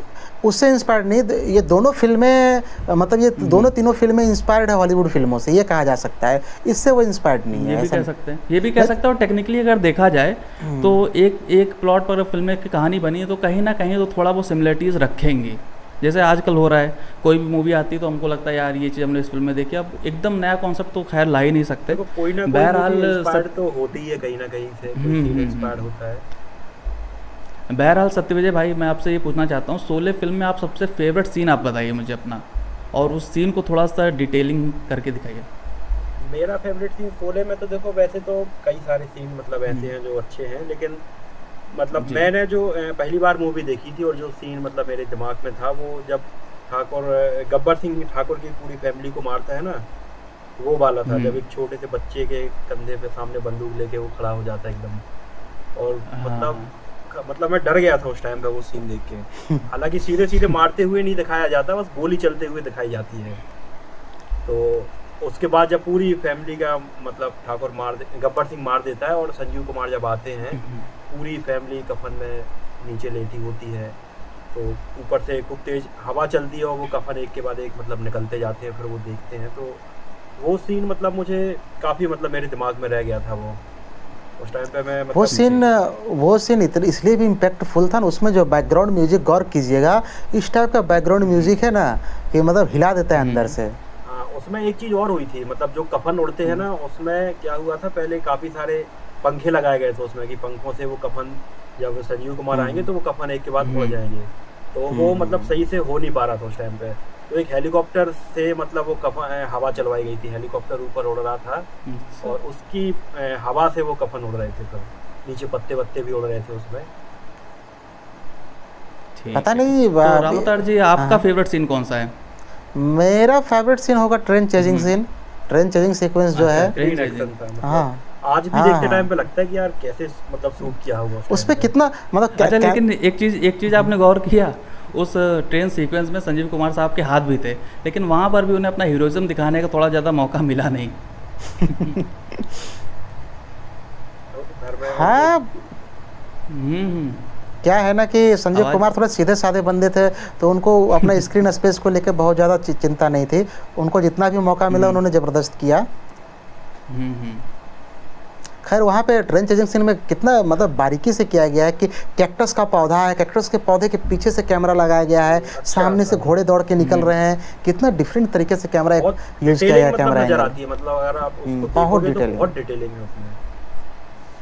सही कहा, मतलब समय के साथ साथ पैसा हर कुछ लगाया गया था शोले में, इसलिए मतलब आज कल्ट बनी हुई है, वो इतनी क्लासिक मूवी है। अच्छा कि ये ट्रेन चेजिंग सीन में मतलब एक और दिलचस्प बात नोटिस किया होगा आप लोगों ने कि जो ट्रेन का ड्राइवर होता है, मतलब जो बंदा जिंदा रहता है, एक तो मर जाता है, एक जिंदा रहता है। तो जो जिंदा रहता है उसका नाम मुश्ताक मर्चेंट है, और ये मुश्ताक मर्चेंट फिल्म में 2 भूमिकाएं की थी मुश्ताक मर्चेंट ने। 2 भूमिकाएं, एक भूमिकाएं तो वो तो ट्रेन वाला, और दूसरा भूमिका इसका था वो जो जे और बी। नहीं नहीं नहीं, हाँ जय जय और हाँ वही बात है, जय और बीरू जो ये दोस्ती हम नहीं छोड़ेंगे, जो बुलेट का जिसका इस्तेमाल किया है ये लोगों ने, वो बुलेट उसी की थी। वो पारसी रहता है, एक होटल में खाना खा रहा होता है, तो वो जो पीछे से दौड़ के वो मतलब पीछे से वो नहीं, जो वो लोग अप डाउन करके उनकी बुलेट चलते रहते हैं, और पीछे से एक बंदा दौड़ता है कि मेरी बुलेट लेके भाग रहे हो। हाँ, तो ये वही बंदा है, डबल रोल पे था। एक सीन और वो होटल पे खाना खाने वाला भी कट किया गया था, वो खाना फिर कट गया था, पैसे दिए निकल जाते हैं, झगड़ा होता है। हाँ वो सीन कट किया गया था। वैसे कई सीन कट किए गए थे इसमें। एक सीन और वो देखा जाए तो जब वो मारता है ना, वो सचिन का, जब वो गब्बर सिंह मारता है, तो वहाँ पे पहले वो तो यूट्यूब पे अवेलेबल भी है वो। हाँ मतलब वो सीन भी देखो, मतलब कितने बेहतरीन तरीके से मतलब उसको शूट किया था। गब्बर सिंह ऐसा लेटा रहता है, बगल में गोश्त पक रहा होता है उसका, एक चीटा उसके हाथ पे मतलब ऐसे चलता जाता है, उसके आदमी बताते हैं क्रिएटिविटी ऑन पीक थी। हाँ क्रिएटिविटी ऑन पीक, मतलब क्रिएटिविटी देखो, मतलब किस बेहतरीन तरीके से उसके आदमी बताते हैं कि ये रामगढ़ का मतलब चोर आ रहा है, क्या करना है। तो मतलब लोग अक्सर ये सवाल पूछते हैं सत्यविजय भाई, लोग अक्सर ये सवाल पूछते हैं कि बताओ मतलब शोले फिल्म के शूटिंग के दौरान किसकी असल में मृत्यु हुई थी, तो बस सच तो है वो चींटी की मृत्यु हुई थी, लोग कहते हैं। मतलब उस सीन का इम्पैक्ट देखो, मतलब गब्बर सिंह कुछ बोलता नहीं है, बोलते रामगढ़ का छोरा है, इसके साथ क्या करना है, तो वैसे चींटी को देखता जाता है, ऐसे फट से हाथ मारता है, और मतलब सीधा वो घोड़े पे उसकी बॉडी डली हुई नजर आती है। फिर हालांकि पहले उसमें मतलब बर्बर तरीके से उसको मारने का सीन भी रखा गया था, लेकिन हाँ वो तो YouTube पे अवेलेबल भी है अभी। वो वर्जन YouTube पे अवेलेबल है। इमरजेंसी की वजह से उस टाइम पे ऐसे कई सीन हटाने पड़े थे, मतलब इस टाइप के जो। हाँ इमरजेंसी। अच्छा, वायलेंस को लेकर उस समय जो सेंसर बोर्ड थे काफी स्ट्रिक्ट थे, मतलब आजकल तो आप देखो थी ना 1975 में इमरजेंसी लगी थी, तो क्लाइमैक्स सीन में भी पूरा चेंज किया गया था। मतलब ओरिजिनल क्लाइमैक्स में अल्टरनेट एंडिंग ओरिजिनल जो क्लाइमैक्स था वो ये था कि मतलब अल्टीमेट ठाकुर को गब्बर मिल जाता है, और वो मतलब अपने पैरों से कुचल के मतलब एकदम बर्बर तरीके से मार डालता है, मार देता है। तो मतलब काफी वायलेंस रखा गया था एंड में, लेकिन जब सेंसर बोर्ड को गई तो मतलब इस टाइप का वायलेंस उस टाइम पे मतलब मूवियों में नहीं अलाउ हो रहा था इमरजेंसी की वजह से। तो फिर उसको दोबारा से शूट करना पड़ा कि जहाँ गब्बर सिंह को मारते हैं काफ़ी, और बाद में पुलिस आके गिरफ्तार करके ले जाती है उसको। और पता है वो कब शूट हुआ था? फिल्म के रिलीज़ होने से मतलब कि एटलीस्ट 14-15 दिन पहले उसको लास्ट में शूट करके एन वक्त पे चेंज करना पड़ा था उसको। केवल मतलब कि 15 अगस्त को रिलीज होना था, और वो मतलब कि 14-15 जुलाई को 20 जुलाई के आसपास, वो 20-22 जुलाई को शूट हुई थी वो सीन, लास्ट वाला सीन। ये सिचुएशन था। तो मतलब YouTube पे आज भी है, तो वो अल्टरनेट एंडिंग दिख जाती है उसमें। मैंने भी देखा था। नहीं 75 की इमरजेंसी ना, 75 की इमरजेंसी मतलब क्रिएटिविटी पे, मतलब कि क्रिएटिविटी को कुचल दिया था पूरा। अगर गौर करने वाली बात है, मैं ऐसा नहीं कि कांग्रेस गवर्नमेंट को मैं क्रिटिसाइज करना चाह रहा हूँ, लेकिन 75 की इमरजेंसी ने बहुत अच्छी फिल्मों को मतलब कि और अच्छा वो हो सकते थे, जिनको मतलब पूरी तरह से, जैसे डॉन फिल्म में भी वही सिचुएशन, डॉन भी उसी दौरान बन रही थी, उसमें भी वायलेंस ना के बराबर दिखा, खून दिखाना ही नहीं था, खून भी नहीं दिखाना था। हाँ गौर करो, जो ठाकुर का फैमिली मर रहा है, गोलियां चल गई हैं, लेकिन दिखाई नहीं उसमें बिल्कुल, लेकिन एक बूंद खून नहीं है किसी पे, एक बूंद खून नहीं है उसमें, लेकिन खौफ का माहौल इस तरह से बनाया कि मतलब एक चीज फील होती है। कन्विंस इवन क्या है ना, जब सेंसर बोर्ड में फिल्म चल गई और सेंसर बोर्ड ने कहा कि इन दृश्यों को काटना पड़ेगा, तो ये रमेश सिप्पी तैयार नहीं थे। रमेश सिप्पी तैयार नहीं थे। इवन उनके फादर जो थे जीपी सिप्पी, पेशे से वकील थे, और इनकी क्या थे कि मिनिस्ट्री में बड़ी अच्छी पकड़ थी, तो इन्होंने अपना पूरा पावर लगाया था मिनिस्ट्री में पूरा पावर लगाया था कि फिल्म किसी तरह से रिलीज़ किया जा सके ओरिजिनल के तरीके से। लेकिन ये हो गया, फिर रमेश सिप्पी उस समय कह रहे थे जाओ जैसे चाहो रिलीज कर दो, लेकिन मतलब कि भविष्य में लोग मुझे जब कहेगा ना कि एक ऐसा क्रिएटर, एक ऐसा बंदा जो अच्छा क्रिएट कर सकता था, उसने एक अच्छी फिल्म को बर्बाद कर दिया, उस वक्त मेरा दोष नहीं होगा। ये बात रमेश सिप्पी ने उस वक्त कहा था। लेकिन मतलब अच्छा शूट किया गया था, तो मुझे लगा नहीं कि इतना, मतलब मुझे क्या, किसी को भी नहीं लगा होगा कि उस खून खराबा दिखाना चाहिए था। मतलब लोगों के दिमाग तक या दिल तक वो बात पहुंच गई थी जो डायरेक्टर या स्टोरी लाइन में होनी चाहिए थी। सही कहा। अच्छा, आप लोगों ने गौर किया है कि जब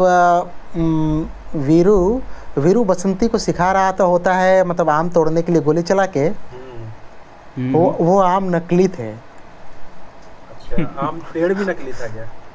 नहीं, पेड़ सही था, लेकिन जो आम आम लटके थे वो नकली थे। मैं कल ही नोटिस कर रहा था, मैं कल शोले को रिपीट कर रहा था इस एपिसोड से पहले। तो मैं शोले को रिपीट कर रहा था, तो जब वो आम वाला सीक्वेंस आया तो मैं देखूँ भाई ये तो डुप्लीकेट आम है। मतलब आप लोग गौर कीजिएगा, एपिसोड के बाद कभी जाकर देखिएगा कि वो आम नकली है। एक और मैं हाँ एक और चीज़ मैंने नोटिस किया है, कल ही मैंने नोटिस किया है कि जय और वीरू सुरमा भोपाली को ये बोलते हैं कि तुम मुझे जेल भिजवा दो, हम लोग को मतलब कि क्या है कि हम लोग पे 2000 का इनाम है, तो उसमें 1000 तुम रख लेना, 1000 हम लोग को दे देना। इस एवज पे वो लोग जेल चले जाते हैं। और जब वो वापस आते हैं और जब अपना पैसा लेने के लिए, तो वो कहता है कि एक दिन वो था और एक आज है कि हम 100 के 20 नोट हम ये दबाए हुए रखे हुए हैं, ये 200 के 10 नोट दबाए हुए रखे हुए हैं। उसका कहना था कि हम 2000 रुपये रखे हुए हैं इस लिफाफे में, और वो 2000 का 2000 पूरा दे देता है जय और वीरू को। वो अपना हिस्सा 1000 रखता भी नहीं है। गौर करने वाली बात है, जबकि 1000 का बांटा था मतलब दोनों में। वैसे ऐसी अगर देखी जाए तो ऐसी थोड़ी बहुत और मिस्टेक थी। जैसे गांव का जो सेट लगाया गया था उसमें पानी की टंकी बनाई गई थी। बिजली कहाँ से आई? गांव में बिजली नहीं थी, तो पानी मतलब कैसे चढ़ता था उस टाइम? ये बात पता है, ये अनफिल्टर्ड समदिस करके एक इंटरव्यूअर है ना, अनफिल्टर्ड समदिस करके कुछ है एक इंटरव्यूअर ना, तो इसके छत्तीसगढ़ के जो छत्तीसगढ़ के चीफ मिनिस्टर जो है क्या रमन सिंह नहीं अभी लेटेस्ट जो हार गए थे, उनका इंटरव्यू कर रहा था। तो वो भी उतने बड़े मतलब पॉलिटिशियन, वो भी इस बात को बोल रहे थे कि भाई उस पर चढ़ता कैसे होगा पानी। वो धर्मेंद्र को चढ़ने के लिए बनाया गया था बस। एक चीज और थी, मस्जिद भी थी उसमें, तो उसमें भी मतलब आजान लाउड स्पीकर पे सुनाई देती है। अच्छा, कुछ लोग ये भी सवाल उठाते हैं कि भाई गांव में एकमात्र मुस्लिम है और उसके लिए मस्जिद कैसे है।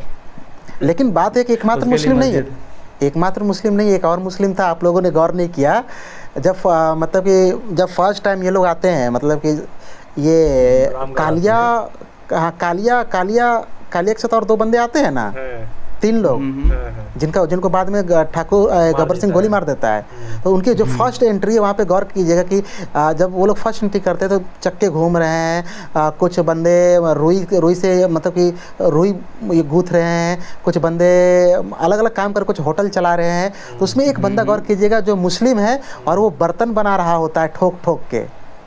तो इसलिए ये कहना गलत हुआ कि उस गांव में सिर्फ एक ही मुस्लिम फैमिली है, और भी मुस्लिम थे भाई जिसमें। लेकिन राम अवतार भाई यहाँ पर मालूम है, ओवर द पीरियड ऐसा अब जब से सोशल मीडिया अपने पीक पर आया है तब से हमें काफ़ी ये देखने को मिला है कि सलीम जावेद साहब की जो राइटिंग है उनको लोग काफ़ी डिकोड करने की कोशिश करते हैं, काफ़ी बातें तर्क लेकर आते हैं कि मतलब एक तरह से प्रूव करने की कोशिश करते हैं कि उनकी जो फिल्में हैं उसमें हिंदू फोबिया थोड़ा देखने को मिलता है। इस पर आप क्या कहोगे? जैसे कि फॉर एग्जांपल शोले का देख लीजिए, रहीम काका के लिए एक मस्जिद है लेकिन मंदिर हमें शायद ही देखने को मिलता है जब जया जी जाती हैं दर्शन करने। मंदिर है लेकिन ये ऐसा लेकिन ये है कि मतलब सलीम जावेद साहब की राइटिंग में क्या हिंदू फोबिया देखने को मिलता है या नहीं मिलता है? नहीं, मतलब कि इसको ऐसे कहना, वर्तमान परिदृश्य में लोग इसको इस टाइप से करके दिखा जरूर रहे हैं, लेकिन इस पे मैंने एक डिटेल एपिसोड किया जिसमें बताया कि सलीम जावेद की फिल्मों को इस टाइप से क्रिटिसाइज करना कि जैसे कि इवन लोग ये भी कहते हैं कि दीवार फिल्म में जो अमिताभ बच्चन नास्तिक है लेकिन उसको 786 से बहुत प्यार है, ठीक ना। इस टाइप से कई फिल्मों, अमर अकबर एंथनी का भी मैंने मतलब कि ये डिकोड किया है। तो मैंने काफ़ी डिटेल्स इस पर अगर मैं बात करना शुरू कर दूं तो काफ़ी लंबा बात जाएगा। तो क्योंकि हम लोग शोले पे डिस्कस कर रहे हैं तो बहुत ज़्यादा डिस्कस नहीं कर सकते इस विषय में, तो दर्शक उस एपिसोड को देख सकते हैं, वो जाके देख सकते हैं। इसमें हमने काफ़ी लंबा डिटेल नहीं किया, लेकिन मैं यहाँ पे मैं एक समअप ये कहना चाहूँगा कि सलीम जावेद को ऐसे ब्लेम करना कि वो हिंदुइज़्म को डिमोट कर रहे थे और मुस्लिम को प्रमोट कर रहे थे, ये गलत होगा मेरे हिसाब से। ये बस मेरा एक क्वेश्चन था जो आजकल काफ़ी सर्कुलेट हो रहा है, सिर्फ इसलिए मैंने पूछा, बाकी मुझे मतलब ऐसा कोई पर्टिकुलर मेरा नहीं है। खैर, जैसा कि आप लोग देखते हो आजकल जैसे सेट लगाया गया था पूरा, तो मतलब बेंगलोर से लगभग 50 किलोमीटर दूरी थी रामनगर की। वहाँ पे पूरा मतलब बीहड़ थे, बड़े बड़े पत्थर थे, कुछ भी नहीं था वहाँ पे। ये पूरा जो सेट दिखता है उसमें वो लगाया गया था अलग से, एक सड़कें बनाई गई थी और सड़क इवन मेन रोड से लेकर सड़क बनाई गई थी, टेलीफोन लाइन बिछाया गया था। मतलब सोचो इतना कुछ एक मूवी के लिए मतलब उस टाइम पे किया गया था। लोकल लोगों को काम दिया गया था। एक और घटना हुई थी, मैं बता दूं कि एक लोकल लोगों का ग्रुप था, वो रंगदारी मांगने के लिए चला गया था सेट पे। 20,000 रुपये का फिरौती मांगने के लिए चला गया था और बाद में वो लोग पकड़े भी गए थे। जब फिरौती वो लोग मांग दिए और वो जब फिरौती वसूल करने के लिए नेक्स्ट डे आए तो उनको पुलिस पकड़ के ले गई थी, जिनको बाद में रमेश सिप्पी नहीं छुड़वाया था। ऐसी चीज़ें हुई थी। एक और घटना मुझे याद आ रहा है कि इस दौरान विनोद खन्ना जो एक्टर थे, विनोद खन्ना के घड़ी, इस शोले फिल्म के चक्कर में विनोद खन्ना का घड़ी चला गया था। इसकी भी बड़ी दिलचस्प कहानी है। हाँ, उनके घड़ी से जुड़ा कुछ कहानी है कि फिल्म के जो ये थे आपका सिनेमेटोग्राफर द्वारका दिवेचा, तो उसी दौरान जिस होटल में ये लोग रहते थे, बेंगलोर में जो होटल था, तो जिस होटल में ये लोग रहते थे, शायद अशोका नाम था, होटल अशोका, हाँ सरकारी होटल थी। तो जिस होटल में ये लोग रहते थे, तो उसी होटल में विनोद खन्ना भी ठहरे हुए थे। उनकी कोई फिल्म की शूट चल रही थी, उधर बेंगलोर में ही चल रही थी। तो द्वारका दिवेचा और विनोद खन्ना में इस बात को लेकर डिस्कस हो गया था कि वो कैमरा को लेकर कुछ डिस्कस हो गया, कैमरा लेंस को लेकर डिस्कस हो गया था। तो विनोद खन्ना कह रहे थे कि कैमरा का जो आगे लगता है जो इक्विपमेंट, उसको कुछ कहते हैं और पीछे लगता है उसको कुछ कहते हैं। जबकि द्वारका दिवेचा कह रहे थे नहीं, इसका नाम ये है, इसका नाम ये है। और दोनों में बड़ा मतभेद हो गया था। तो दोनों के बीच में 5,000 रुपये का शर्त लग गया। और दोनों के बीच में शर्त लग गया और इस शर्त को फाइनली द्वारका दिवेचा ने ही जीता। तो द्वारका दिवेचा ने जीता और हाँ ज़्यादा पता था, लेकिन विनोद खन्ना के मूर्खता कहेंगे कि वो अड़ गए इनके साथ। कुछ मतलब कि ओवर कॉन्फिडेंस, कुछ दारू का नशा, ये चीज़ें होती थी। तो ये चीज़ें हो, ये याद आया कि धर्मेंद्र का एक सीन था जिसमें मतलब धर्मेंद्र तो मतलब ऐसी दारू पीने के लिए जाने जाते जाता था। तो सेट पे चले गए थे। हाँ, फिल्म के सेट पे एक सीन था जब धर्मेंद्र को मतलब गब्बर सिंह ऐसे बांध देते हैं और बसंती डांस करती है। तो उस सीन में और अमिताभ बच्चन एक बंदूक लेकर ऊपर पत्थर से उनको छुड़ाने के लिए आते हैं। तो उस सीन में क्लाइमेक्स वाला सीन, जो क्लाइमेक्स के थोड़ी पहले वाला सीन था। तो उस सीन में मतलब धर्मेंद्र एकदम ड्रिंक करके बढ़िया सीन को शूट कर रहे थे। तो जैसे ही अमिताभ बच्चन वहाँ पे आते हैं और धर्मेंद्र की रस्सी तोड़ मतलब खोलते हैं, तो वहाँ पे उन्हें पैर से एक नीचे गोलियों से भरा हुआ बक्सा था, उसमें पैर से मार के कई उसको खोलना था और गोलियां निकाल के अपनी जेब में भर के बसंती को लेके जाना था, वहाँ पे निकलना था। अच्छा, आप काफी मतलब धर्मेंद्र तो एकदम तब दारू वारू काफी पी के नशे में थे। तो कई बार मतलब वो सीन का रीटेक किया गया जहाँ पे वो बॉक्स में पैर मारते, वो खुल नहीं रहा था वो गोलियों का बॉक्स। उनके हाथ में एक बंदूक भी थी, ऊपर अमिताभ बच्चन खड़े थे, उससे उन्होंने एकदम हवाई फायर कर दिया, मतलब असली बंदूक से। अब वो गोली जाके सीधे अमिताभ बच्चन के कंधे के पास से निकल गई, कान के पास से निकला था, पास से निकल गई। मतलब अब सब लोग देख के एकदम हैरान कि बताओ असली बंदूक चल गई है, इतने पास से निकल गई। अमिताभ बच्चन बच गए। फिर उस टाइम पे हुआ ये कि मतलब पूरे क्रू ने उस दिन शूट करने से मना कर दिया था कि भाई जब धर्मेंद्र नॉर्मल हो जाएंगे फिर। एक्चुअल में धर्मेंद्र करते क्या थे, उनका जो मतलब कि पर्सनल असिस्टेंट था, उसको नारियल पानी मांगते थे पीने के लिए, और वो नारियल पानी जो था ना, उसमें शराब मिला रहता था। नारियल का पानी होता ही नहीं था, उसमें स्ट्रो लगा के शराब होता था। तो खैर मैं विनोद खन्ना वाला कहानी पे आता हूँ। तो जब वो हार गए विनोद खन्ना, तो क्या हुआ कि मजबूरी में उनके पास तो 5,000 तुरंत कैश कहाँ होगा, 5,000 उसमें बहुत बड़ा चीज़ होता था।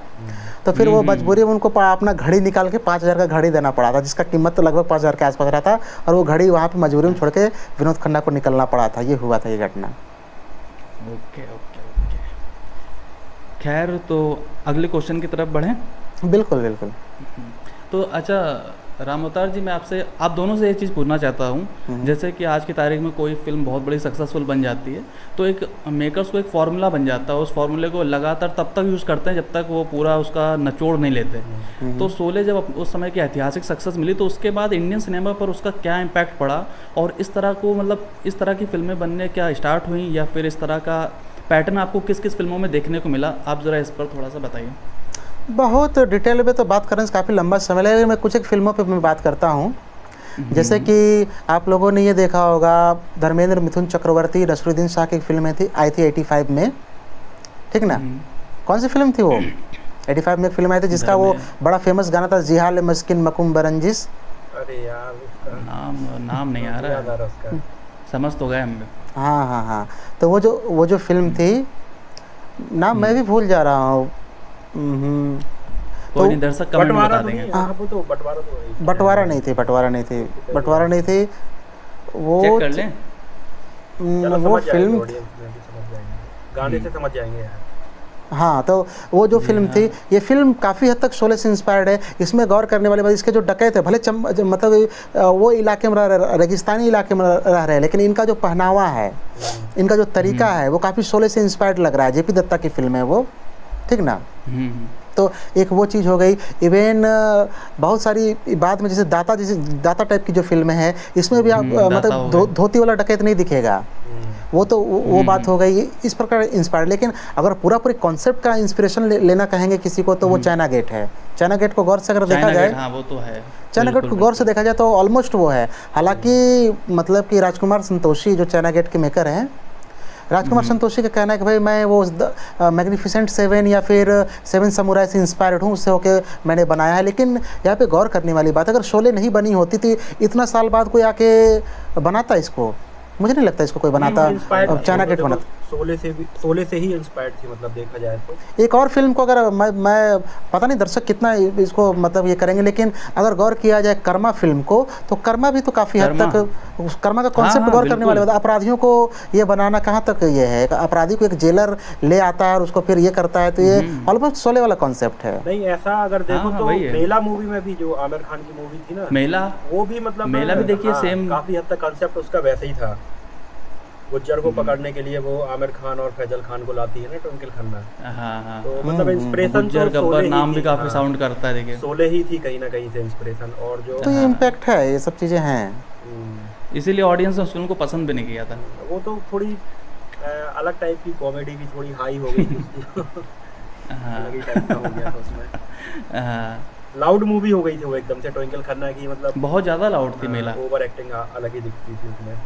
आधी मूवी पूरी फिल्म में हर बंदे ने ओवर एक्टिंग किया है वास्तव में। खन्ना के सीन देखोगे तो आधे से ज्यादा मूवी में वो खुद से ही मतलब मन ही मन में बात करती हुई नजर आती है वो। खतरनाक फिल्म है वो। हर बंदा ओवर एक्टिंग करता हुआ नजर आ रहा है उसमें। तो मुझे सही बताऊं, आमिर खान से ज्यादा फैजल खान का जो लुक रखा गया था, या मतलब जिस तरह से देखा, वो मतलब एकदम खतरनाक लग रहा था, सनी देओल टाइप में लग रहा था एकदम ही। हाँ, बड़ा प्रॉमिसिंग उस वक्त जब मैंने देखा था, बड़ा प्रॉमिसिंग लग रहा था वो बंदा कि आगे कुछ करेगा। मुझे भी मतलब सनी देओल जैसा लुक लग रहा था उनका, जब जो जैसे रूपा गांव में लेके आती ना, वो पीछे से जो सीन शूट किया गया था, चलने के स्टाइल हो, बैग पकड़ने के स्टाइल, एकदम मतलब सनी देओल टाइप का लग रहा था पीछे से। सही बात है। बॉडी उसके जो मतलब गंजी वगैरह भी जो था, ऊपर वेस्ट वगैरह जो पहने थे, मतलब छेद वाला कितना जबरदस्त जालीदार वाला जो था।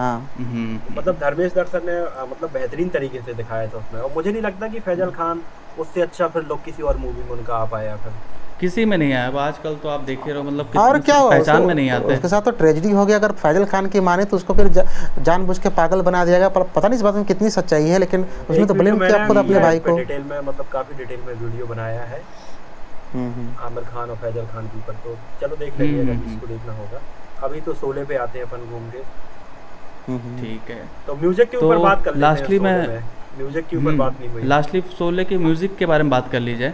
म्यूजिक रह गया अधूरा। मतलब म्यूजिक भी सोचो, उस टाइम पे पूरे 70 के दशक में सबसे ज्यादा चलने वाला म्यूजिक एल्बम था। जब रिलीज हुआ था उस टाइम पे 5 लाख से ज्यादा इसकी ऑडियो कैसेट बिकी थी। बताइए, मतलब बहुत जबरदस्त म्यूजिक था। एक गाने सुपरहिट थे इसके तो।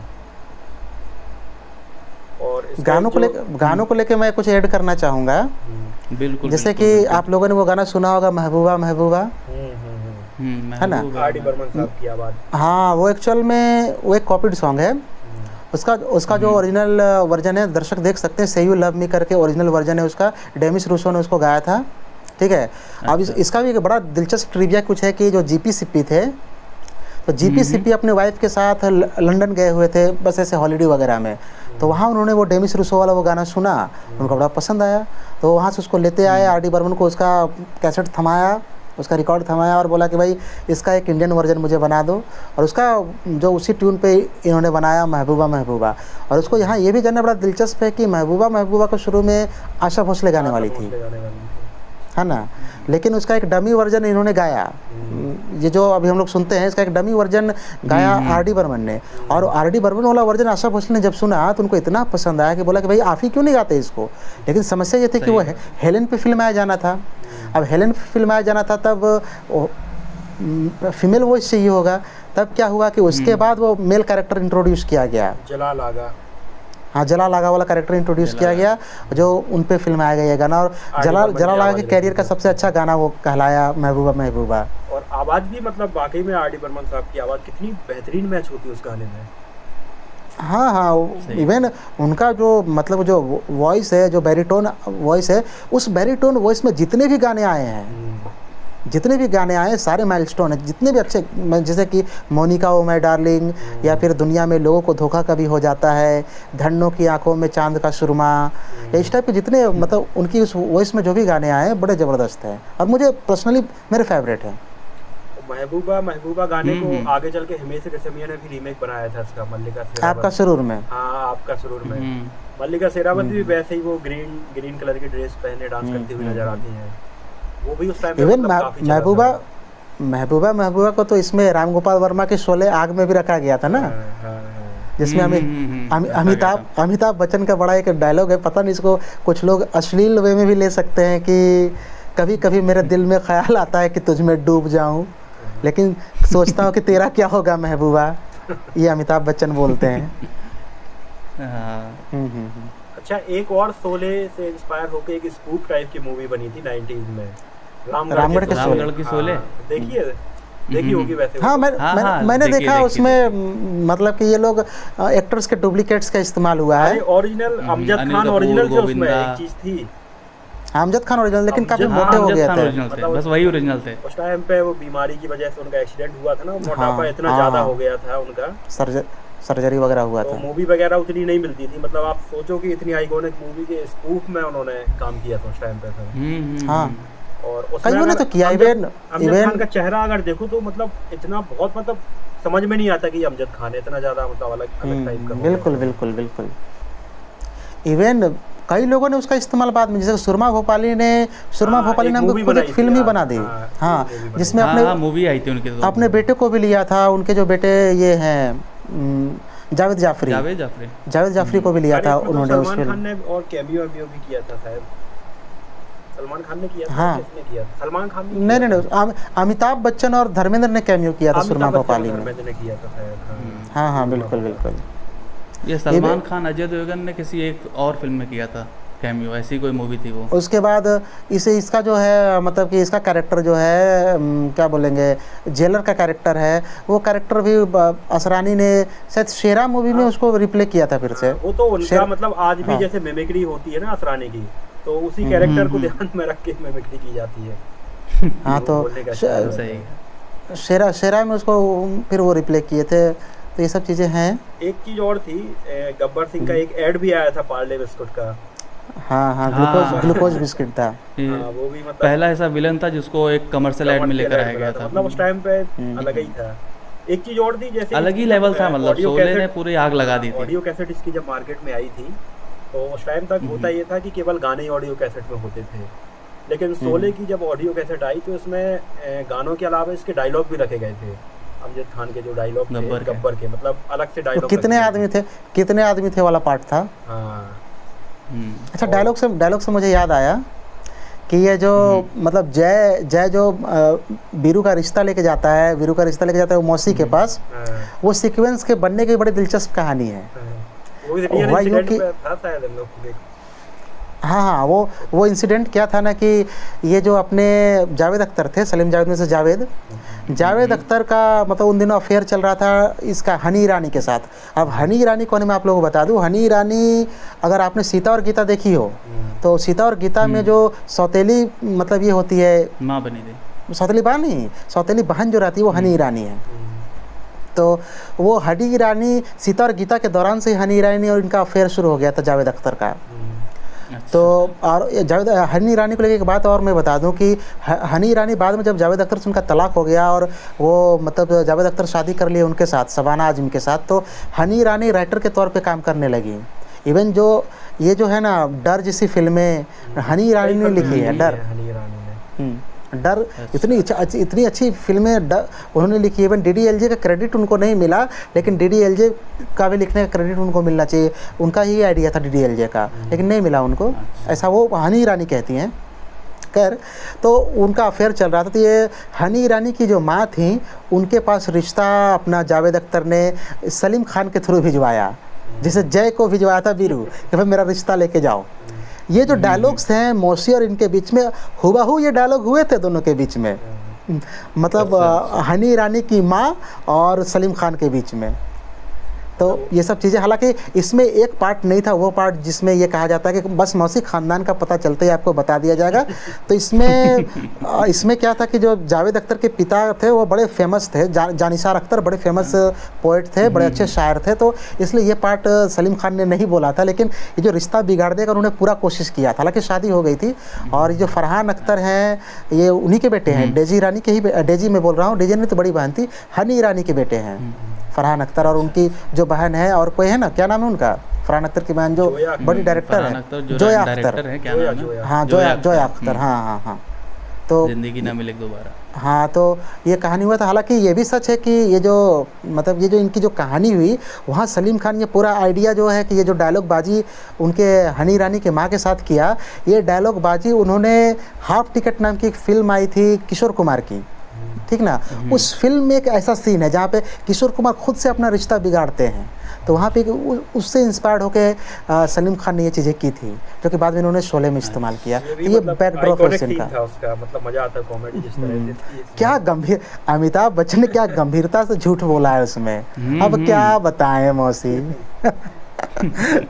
क्या डायलॉग है, क्या डायलॉग। उसके बाद जो टंकी पे चढ़ के धर्मेंद्र चढ़ जाते हैं, उसके वो वाला भी सीन एकदम आइकॉनिक था सर। अच्छा, वो टंकी वाला सीन भी एक हॉलीवुड फिल्म से इंस्पायर्ड है। अच्छा, धर्मेंद्र ने मतलब उसमें रियल में दारू पी के टंकी पे चढ़ के मतलब पूरा सीन शूट किया था सर। हाँ, वो बंदा आज भी एक्सेप्ट करता है, मैं पियक्कड़ था। वो एक्सेप्ट मतलब उनको छुपाने की जरूरत, उनको देख के लगता भी है कि 2 पैक तो मतलब मिनिमम लगा के आई होंगे वो। लेकिन मुझे ये ताज्जुब होता है कि एक बंदा जो मतलब अपने जवानी के दिनों से दारू पीता रहा है, उसके बाद अभी भी वो बंदा इतना मतलब कितना भी कम से कम 85, 86, 89 के आसपास तो बंदे का हो गया होगा, धर्मेंद्र साहब का हो गया होगा। इस एज में इतना एज तक एक दारू पीने वाला बंदा टिक जाता है, कितनी बड़ी बात है। वो बंदा वाकई में ही मैन है, अगर उसको आयरन मैन ऑफ इंडिया कहा गया तो गलत नहीं है ये। थोड़ी बहुत नहीं, मतलब एकदम एक्सट्रीम बात। हाँ, दबा के पीता था। वही बात है, या तो दारू रहे या फिर मैं रहूं, इतना दारू की बोतल रहे या फिर मैं रहूं। तो दोस्तों, ये रहा शोले मूवी पर हमारा आज का स्पेशल वीडियो।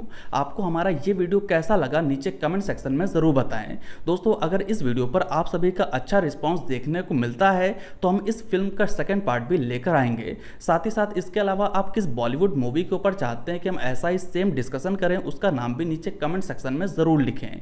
दोस्तों, अगर आपको हमारा ये वीडियो पसंद आया हो तो प्लीज़ लाइक करें, कमेंट करें और हमारे इस नए चैनल को ज़रूर सब्सक्राइब करें। आपका बहुत बहुत धन्यवाद।